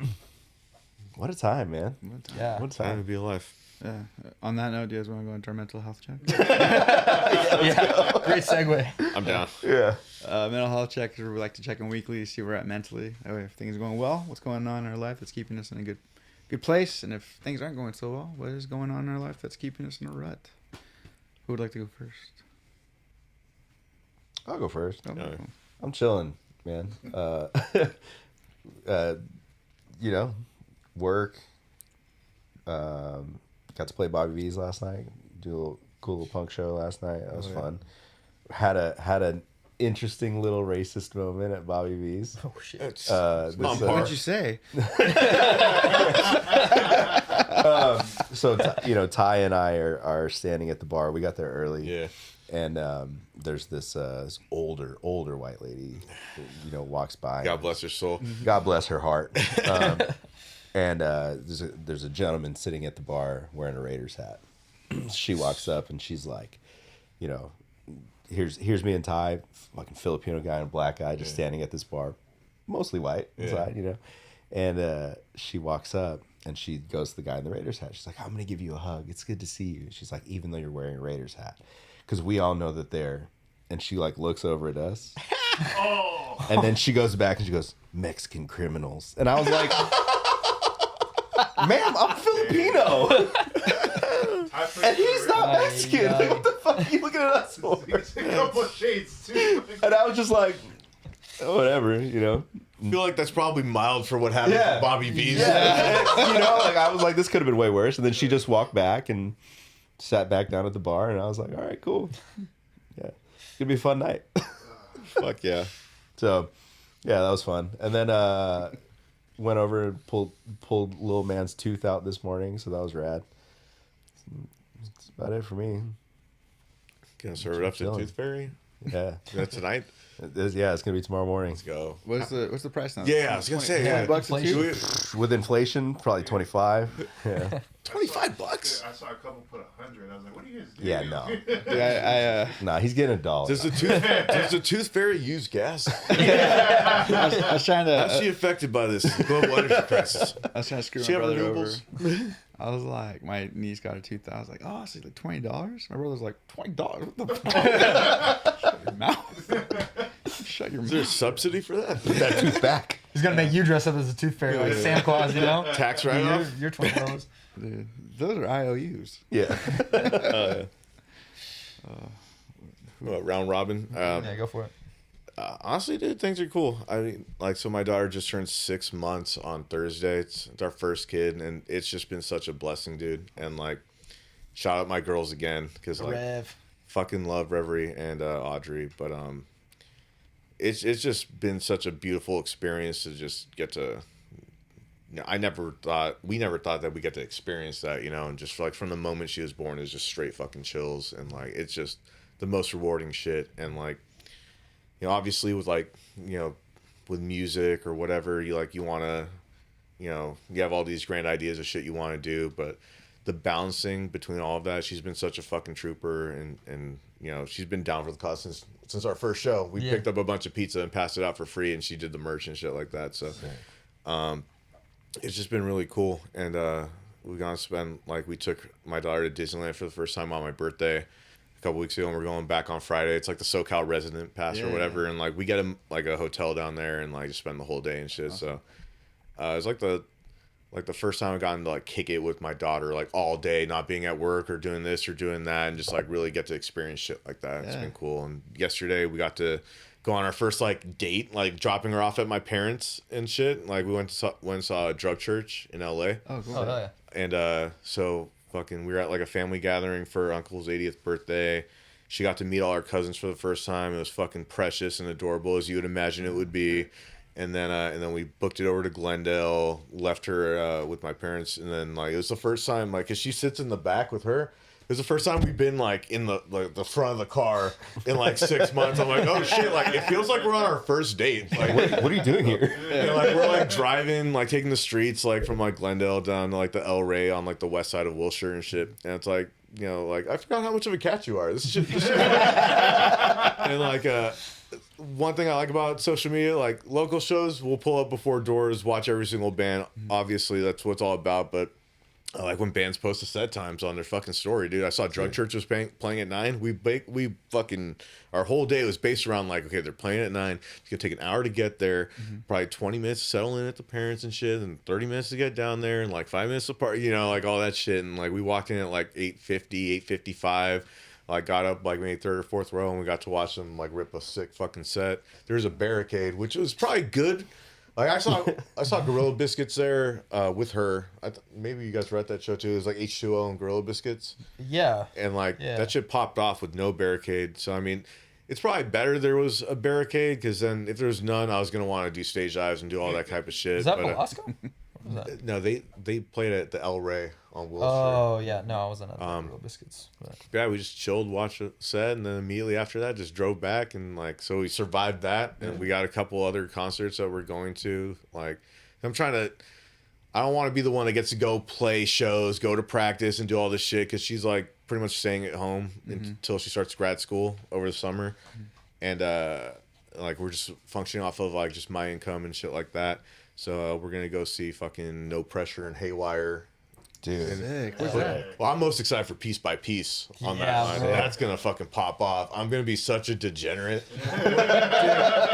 Like, and I like all the bands on that lineup are killer, but you know, for like all the pop punk, you know, new jack kids that are there for No Pressure, like all the kids getting the hardcore because they see viral videos of Haywire there, and like once Piece by Piece intro starts, I'm gonna be fucking just setting that place on fucking fire, dude. They play where LA? Belasco. Oh, nice. And then the week after that, I get to see Blood for Blood for the first time, which that was like my hardcore introduction pretty much. Like I was at a sleepover. I was like 12 or 13. Someone brought Boston Beatdown. Someone brought Outlaw Anthems, played the whole thing, screamed every word in my face. And like I never got a chance to see Blood for Blood. So like I'm going to be an absolute degenerate in April. And then we have like 5 shows after that in the month of April, or like 4 or 5. You guys are doing a run, right? Yeah. And then we'll run going through. Got Midnight Hour on a Thursday, and then Ventura on a Friday, and Saturday on to Hatchapee. To Hatchapee, yeah. Just wrap those fingers, man. Huh? just wrap those fingers. Dude, I was moshing with a broken arm last June. The recording process shit too. Like I was supposed to go start tracking guitar. I break my arm on some kid's face in the pit, like regulating his fuck shit behavior. Like the night before, and we have a run in like 2 weeks. Yeah. And like this is at Cool Cats, like so like right around here, and like Bloomington. This dude has never pulled an audible before where he's like, we're not playing that one tonight, like halfway through the set. But it was this time because his arm was literally like fucking in half, I broke my arm checking this kid like on his skull and laid him the fuck out like during our Lil Homies bands, and we're headlining, and I knew my arm was broken immediately, like immediately, like it felt like a sandbag that you're pinching the top, and like I'm still shooting dice with the broken hand. I cleared house too. I'm like hot hand and that shit. Like, I got metal to go build some behind I got bills a coming, tattoo so. shop. I'm gambling. And then like we play the whole fucking set. I guess I called the song. I'm like, no, we're not doing that song because it's all fucking tremolo picking and shit. And like all our songs are like triplets and down picking all the shit. And like I play it all with a broken arm. It sounds fine, whatever. The set ends, the adrenaline's gone, and like I can't even like take the strap off my guitar. I can't pick up my keys. I can't turn my amp off. And like the thing I'm dreading the most is like calling my girl and letting her know I'm driving to the ER because I broke my arm. It's like, how'd you break your arm? I'm like, this kid was fucking moshing on fucking little girls and shit like that. So I taught him a lesson on a side to side, laid his fucking ass out. Like, what? You're gonna be a dad, sir. I love that call, babe. The show was sick, but I'm on my way to the ER. But I'm not yet. But yeah, I mean, like, I think life's just blessed today, and you know, I mean, you guys have kids, right? Yeah. And shit like that. So it's just learning to, you know, be present with your family while also dealing with all the shit that we were talking about earlier going on in life, and not just being completely desensitized or just disconnected, disassociated from like engaging with the shit that actually matters. Yeah. Yeah. Okay. Yeah. Round robin. Oh yeah. Yeah, man. Honestly, not to be redundant, but I feel like it's a pretty good, like, psychological time in my life too, or at least a period of it. I mean, like over the past 2 weeks, I've kind of gotten to do all the things that I love that are like the stress relievers. You know what I mean? So, like, got to play some shows, play drums a little bit. Got the opportunity to surf and snowboard, which is like, you know, I got to kind of fit in where I can, but those are the things that really like kind of center myself and shit. Yeah. So, What a Southern California thing to be able to surf. yeah, I know, right? Like, It's, you know, like, there's a lot of terrible shit going on in the world, and it really is a privilege to live somewhere where I could just go and, you know, sit out in the water for a couple hours in the morning, and it's meditative, you know what I mean? But I don't know, at least for myself, I need like the kind of connection with nature type of shit, not to get too like fucking woo woo or whatever, but you know, like, yeah. You know, like Gay. just like tell us about it more. I know, talking about like tree hugging and shit, but no, like honestly, I need to like step into nature, and I don't know, like at least snowboarding, I'm listening to my music and whatever. It used to be a lot more of like a getting in touch type thing, but surfing is like you can't have anything out there, so it's like you really do need to just be in like what you're doing, you know, which is there's not really a lot in the world today that you're like fully like that, you know what I mean? We're like 100% into what you're doing, and honestly, being on stage is like one of the only other times where it's you're free from all the other distractions other than like your current moment and shit. And like, I don't know, just like the modern world is so scattered and shit, you know. I've been reading a lot too, because I feel like I read a lot of shit online, but then you fall down rabbit holes. You want to research, you know, whatever. You read something that you don't fully understand. You want to go in on it or whatever. Yeah, fucking you get caught on some conspiracy that may not be a conspiracy, and next thing you know, you're reading like very depressing, terrible shit, you know. Yeah. And like, I mean, just being plugged into the world today, it's like you want to be aware, but it takes a toll, you know what I mean? Yeah. So, I don't know, reading things that are like, even when it's more like heavy subject matter or whatever, at least it's like you're staying focused on only what's in front of you, and it kind of separates you from like the outside factors a bit, you know. But I don't know, I think that like honestly the trajectory of the band and like, you know, the things that having the time to do those types of things has just been like pretty nice for myself to be able to do that. Because I mean, speaking frankly, like you know, hardcore is like the way to get the sort of mental strain off of myself, and I know it's like that for a lot of other people, you know what I mean? But like in periods right now where it's like we're not fully in the process of writing new stuff just yet, we're performing the older stuff, whatever. Nonsense. Well, I mean, you know, we're floating ideas, or we're starting it up, but it's like you don't have like the catharsis of being able to like fully put your thoughts out like that, you know what I mean? Fair. So doing these other things to kind of get it off my chest and whatever has been, I don't know, it's been nice. Good way to center myself, I guess, you know. Oh yeah. For me, I'm doing pretty well. I feel like I'm in a crazy time where just there's a lot of music in my life, and music for me is a huge outlet. Oh yeah.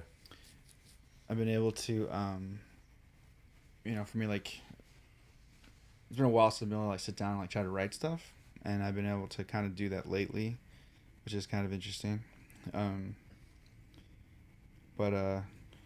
Yeah, I feel like I'm in a good place. I feel like there's been some stresses that have kind of gone away. Like my work's like super stressful for a minute. But yeah, music's been like a huge thing for me lately. Seeing family today was really cool. Got to see my nieces and stuff. I guess it's technically my mom's dog now, but it's my dog. My dog. He's not your dog. Yeah, I know. He hasn't been your dog since you chose that woman.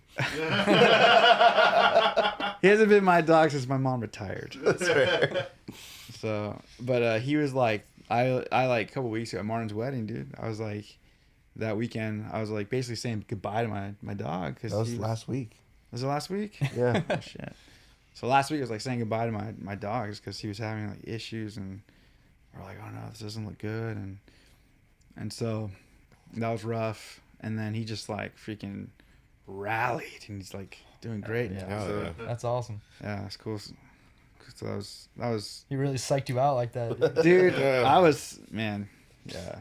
I was like, fuck, man. Like in my mind, I'm like, he's lived a good little life, and you know it's okay, and I don't want him to be in pain anymore. But at the same time, I was like, fuck. Yeah. Dude, Coda's like, this is what it takes to get attention from you? I He's loving it. Yeah. He comes to visit me on my sick bed. Yeah.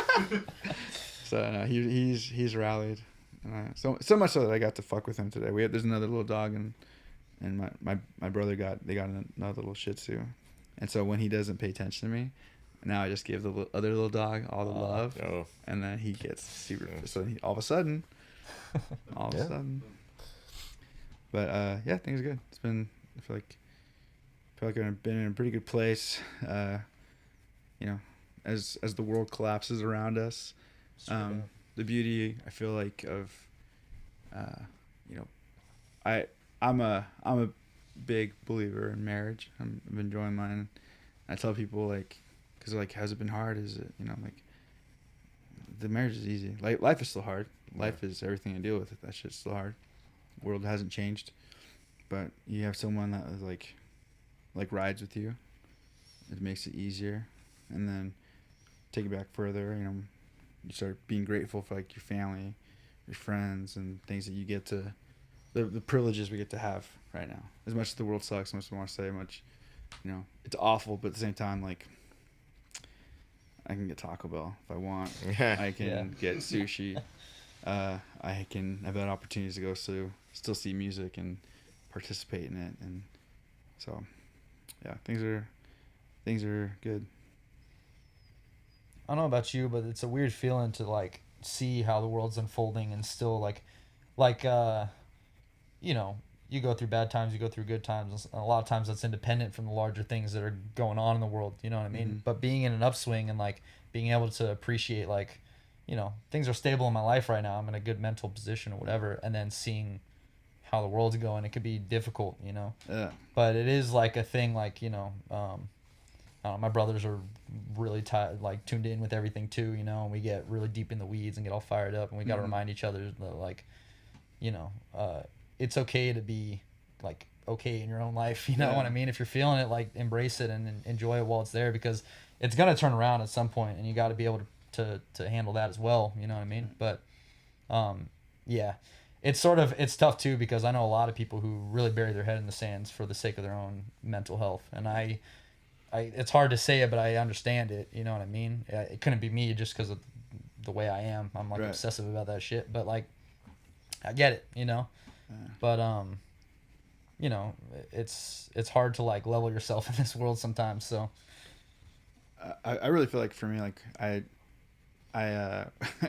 you know, I toured nonstop, and then once that finished, I needed to like find something to fill the void, so I got super into like a lot of the conspiracies, which are actually true now, but and so it's like I remember I like spiraled super hard just because I was like, fuck, dude, this can't be real, or like, how is this thing? And I'm kind of finding out that like the crazier like shit gets, it's just like, I don't know, like I guess the counter to all the craziness is being grateful for what you have, the opportunities, you know.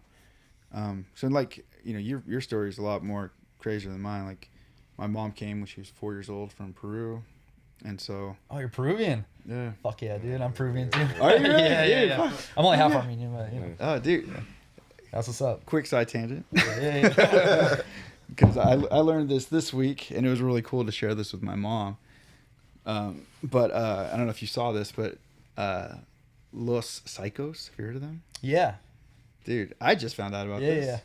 It's so apparently this band Los Psychos from Lima, Peru, like predates by like almost, I think, like 10 years or something. like the Oh, Sex really? Pistols and Ramones. Yeah, Oh, no Crime shit. sent me shit, this. are they that old? Yeah. dude. They, Oh my they, God, I didn't know that. They're about They're OG punk. they're 5 years ahead of the Stooges. Jesus. Oh, Yeah, Kind of like mid 60s. 65. damn. And so this and they were just discovered. They're like CD. their record was discovered in like a flea market in Lima, and so the person listening to it is just like, this is punk. Yeah. And then seeing like 1965, like, what the fuck is this? And so, like, basically the first ever punk band is a Peruvian band. Let's go. And, As fuck. and it's like, it's one of those things where it's like, if you want to, it's like, well, is it really punk? Their most popular song is about fucking blowing up a train. So, Fuck yeah.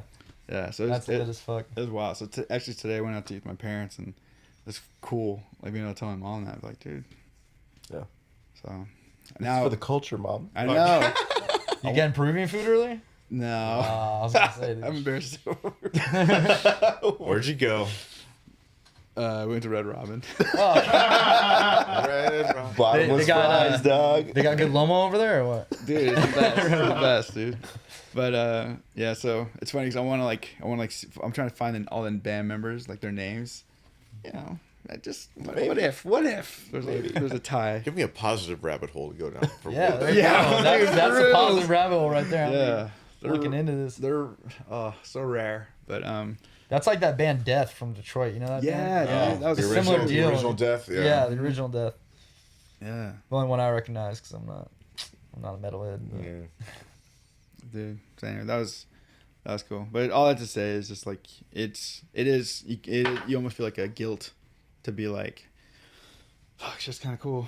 It's just kind of right now, and the world's fucking falling apart. But I think just the counter that just to be grateful and take advantage of opportunity that you have. Yeah. So.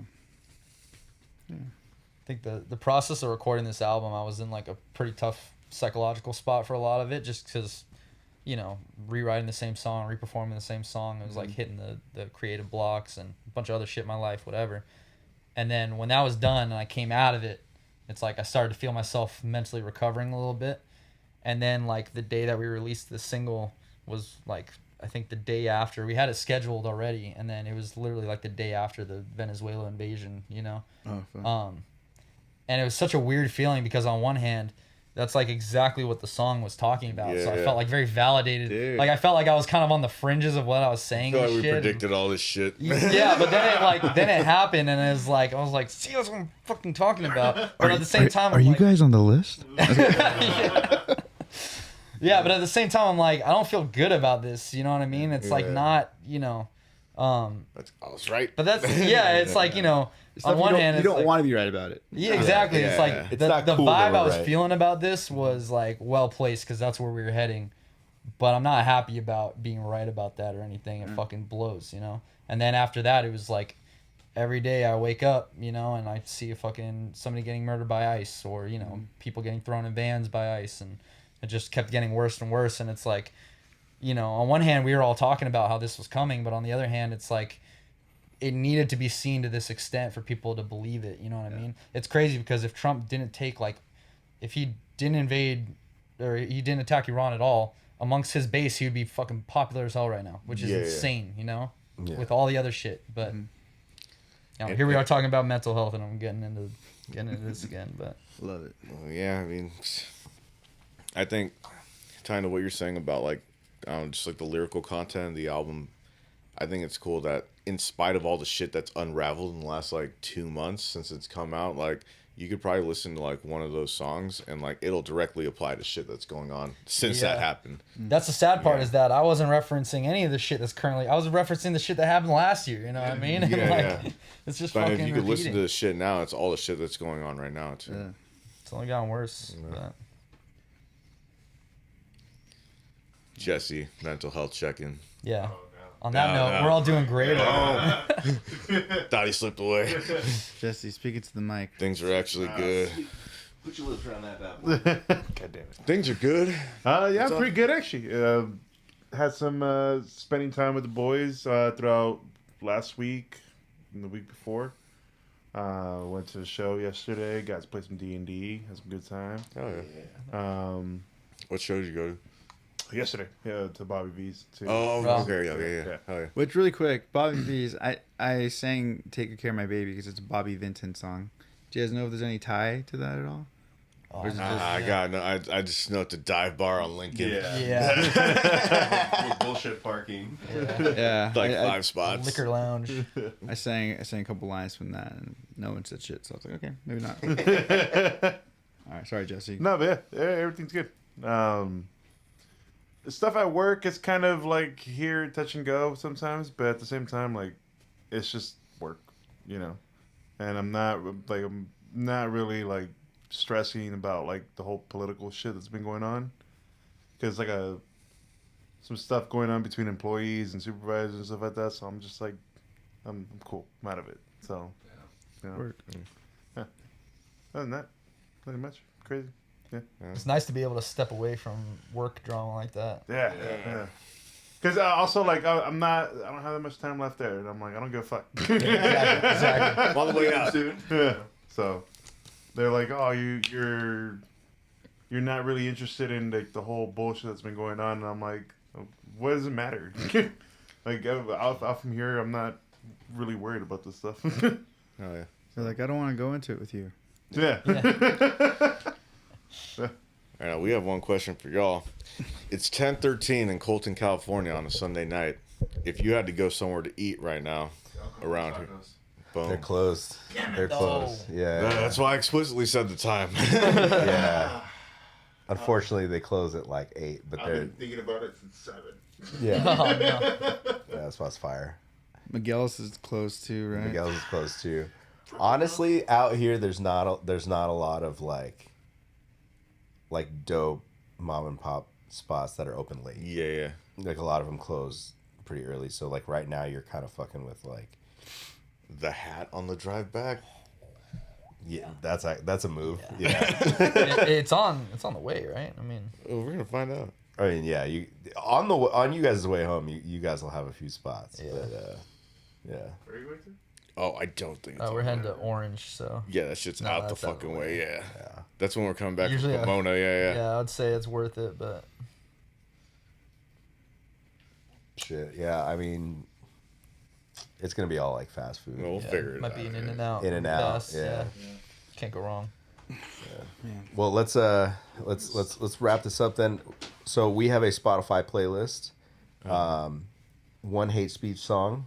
It could be one from each of you if you guys want. And then, what song have you been jamming lately with no genre restrictions? That's just been in the playlist for the Oh week. damn. I've got a few. Pick a song for the playlist. Yeah. Damn. I think we go think twice. Yeah, I fuck with Think Twice. Yeah. All right, Think Twice. Final answer. nailed it. As far as song I've been jamming, damn.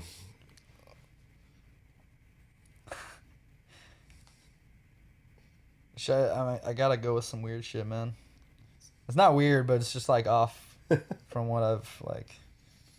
We welcome that shit. Yeah. I mean, so the So Wiggly Fisher Price playlist, does that count? No, honestly, the song that I've been jamming the last couple of weeks is a fucking Starting Line song, because we're gonna get to see them at Warped Tour, I think. Oh, sorry. Hell yeah. It's Off Say It Like You Mean It, and it's Almost There Going Nowhere. And like, dude, they just write such catchy shit. Yeah. And like, I hadn't actually listened to that song until like a couple weeks ago. I'm like, what the fuck? Where was, like, I should have bought this out. Like, you know, formative albums like 20 years ago where like, I think I got Sticks and Stones by Newfound Glory for Christmas. But like, what if I got that album? Then like, fucking that would have been my shit.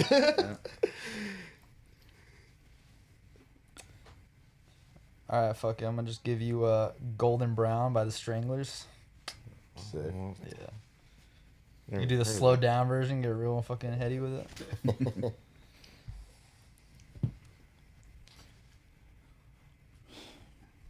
You got the Distillers on there, I see. What else Oh, you got? dude, Hall of Mirrors. That's such a fucking good song. Banger. What about Dismantle Me? I'm not too Aw, well get versed outta in the here, bro. distiller. I guess we're listening to distillers on the way home. Yeah, they're good. So they're like, good. here, let me add shit to the queue. I'm like, we're not on a run yet. Dude, our playlist is pretty wild. I love it. It's pretty wild. Every now and then I like to throw it on. I'm gonna show the guys, the homies in Differences, some love. They just dropped that new song, Metalcore in Bio. Yeah, that. Oh yeah. Shout out to Metalcore Sean and bio. for Yeah. fucking doing a guestie with Let Live. Yeah. Yeah. Sick. Oh, we've been ripping the fucking Hardest Truth Hardest EP Truth. I was all gonna week. say to bleed is to learn. That song rips. Banger, Yeah. dude, banger. Yeah. Sick ass ad lib into a fucking stupid 2-step at the end. Sounds like Blacklisted. So fucking good. That was the show that they did their EP release in Colton on Friday night in the backyard, and Yeah. Jesse pulled up, That's and good ass hit his time. guest spot. Finally got to do my guest spot on that track, which I've been. I'm not too sure meaning where to it was do. at. Was that like the underneath somebody's like patio type shit? Yeah, yeah. The slab. It was yeah. that the Gorilla Pit, which is Sick. Silverback booking. Hell yeah. Yeah, it's a cool spot, and What You're Worth too, straight banger. That whole release is awesome. But I had to look to make sure it's already on there, but let's throw an Ignite song on there. Who Sold Out Now? Hell yeah. who sold out now? What you, Jesse? This was not premeditated or anything. Yo, System of a Down, Bubbles. Yeah, hey, banger. I like the disclaimer. Dude, see, that's an album I'd love to pull one off of to do a cover. Like, there's a bunch. Intervision would be a fucking banger, you know? Yeah, that album kind of slips under the radar. Dude, front to back. Hell yeah. Well, shit, boys. You guys want to plug any socials, any bots? You wanna... You know what me. Oh, Hit them. well, I know bots. Yeah, some bots. Oh shit. You got Any socials? out of Eurostep hitting us with the bot question. Go listen to Jackknife Straight and up. give this band their fucking flowers. Because I'll see a fuck ton of bands rocking an LA hardcore banner or whatever, and they all sound the fucking same and don't really sound like LA hardcore. Jackknife sounds like a LA hardcore band. Yeah. And if you grew up in Southern California and you fuck with California hardcore, LA hardcore, and you don't pop off for Jackknife, you're a fucking weirdo, in my opinion. Yeah, I but can second that. all the bands we're going on the run with, like Hypervigilant, Nunya, 92. For Orange County, bands I know that we're tight with that are dropping shit soon: Bayonet, Foreshadow, Feel Free.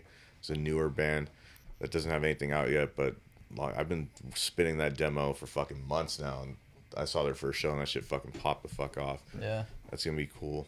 Shout out Tormenta. Tormenta. Shout out our boys in the 805 that we get to play with next month. This is the first time we're going to be playing out there. So like Kind, Centerpoint, Kindergarten Fight Club, Flatline, Call to Arms are all bands from out there. They're all sick as fuck. Far Kindergarten Below. Fight Club sounds sick. Yeah. Kindergarten And they're Fight all in Club, high they're school awesome, dude. too. Good They look dudes. like young kids and they fucking throw down. Good dudes. And they Please- mosh hard too. Please tell me they also have KFC merch. They have a song called KFC. Yeah, It stands for Kindergarten They Fight got Club. it. And definitely XZ Enzo too. Big shout out. Yeah, to that. hell yeah. They're just fucking And awesome. like we mentioned, Hardest Truth. There's always gonna be that one homie like, dude, what the fuck? Like, you forgot about Yeah. Yeah, you shout out everyone else. And that. yeah. But there's No wonder like, you're called Hatespeech. there's a fucking thank you list on like the Yeah. album thing or whatever that if you swipe to the right, it'll have all the homies on there too. But bands that I fuck with that I met in the last year doing runs with my other band, Jewel Tone from Buffalo is sick as fuck. Bad Bet from Hamilton, Ontario, Canada, sick as fuck. Die Alone from Ontario, Canada too, is sick. Like these are all fucking bands that. One of the cool things about doing runs is, and playing with bands from like other scenes and shit, like I feel like every time we play out of state, all the bands just fucking rip. Like they're all better than us. Like, we'll start there. Like all the local support or whatever is always fucking better. But that's like one of the cool things is like just getting to see bands like from like a different country and they're all fucking dope as fuck. And then you go home from the run, you're just listening to their shit because you remember watching them every night and you're like, dude, this fucking kills. Shout out Violencia And Gray Out too, rest in peace. Because we got Zeki drumming for them right now. Yeah. Classic. Yeah. Nueva Realidad. Let's see what else we got. All of TJ. We love TJ. Shout out fucking Nug from Orange Nug. County. That's right. Let's see what we got here. Yeah, I don't fucking know. Shout out all the homies. Shout out the group chat. Shout out the group chat. Yeah, man. Yeah, fuck everybody else. Nah, shout out the whole scene that's doing it right now, doing cool shit, benefit shows, for whatever the cause may be. If it's to support immigrants' rights, if it's to support kids with cancer, people in the hospital, anything like that. Anytime you get to see hardcore come together for like an actual good purpose, is always fucking cool. And I've been noticing a lot of shows like that lately. That's cool. Love to see it. Oh yeah. Well, boys, thank you guys for fucking coming on and kicking it with us. Hopefully, you guys don't get in trouble for being gone for 8 hours. I know. I think she'll understand. Make sure to plug me praising my wife and my daughter. Yeah, we'll clip that. We'll beep all those parts out. You say something crazy and it'll just go back to that same. Yeah. It's like, what were you saying about Israel again? Like 50 words or less. Yeah. It'll be like, cut this, and then we'll cut to you talking about your wife and kids.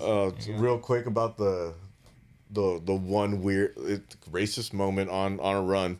We're playing in Yuma, and I think this is like during like the 12-day war, that shit, or fucking calling shit. This is when we like fucking bombed Iran just to support Israel's terrorist genocidal fucking bullshit. And I had like an Iranian scarf on my fucking half stack, and we have the Artsakh flag and all this shit. And we're playing in Yuma, which like, you know, it's like a lot of COs, a lot of military, whatever the fuck. And at all of our shows, it's cool because we just talk our shit and we don't give a fuck. Sure. And someone took such like fucking offense. He's like, what the fuck? Well, they should have an American flag up there. And like went up to our buddy who plays guitar on one of the bands we were on the road. It's like, hey, why is he saying all that? And like he's like almost like wanting to get down over this shit. And like, I don't know, man, why don't you go talk to him after the set or something? Yeah. No one ever talked to me.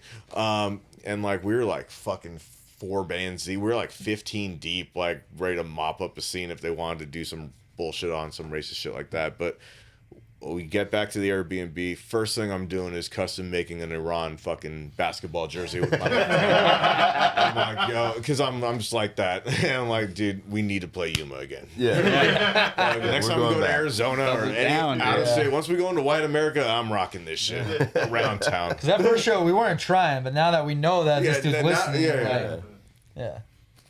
Now we know it pisses people off. Yeah, let's do it. Hell yeah. Anyways, hey, thanks for having us on, man. Dude, Yeah, thank you guys for coming out, man. Thank you for being on. Yeah, hell yeah. I love it. Well, shit. Great Follow Hatespeech, us at Walking Blind Pod everywhere. We love you guys. Peace. Back again. No way to handle my aggression.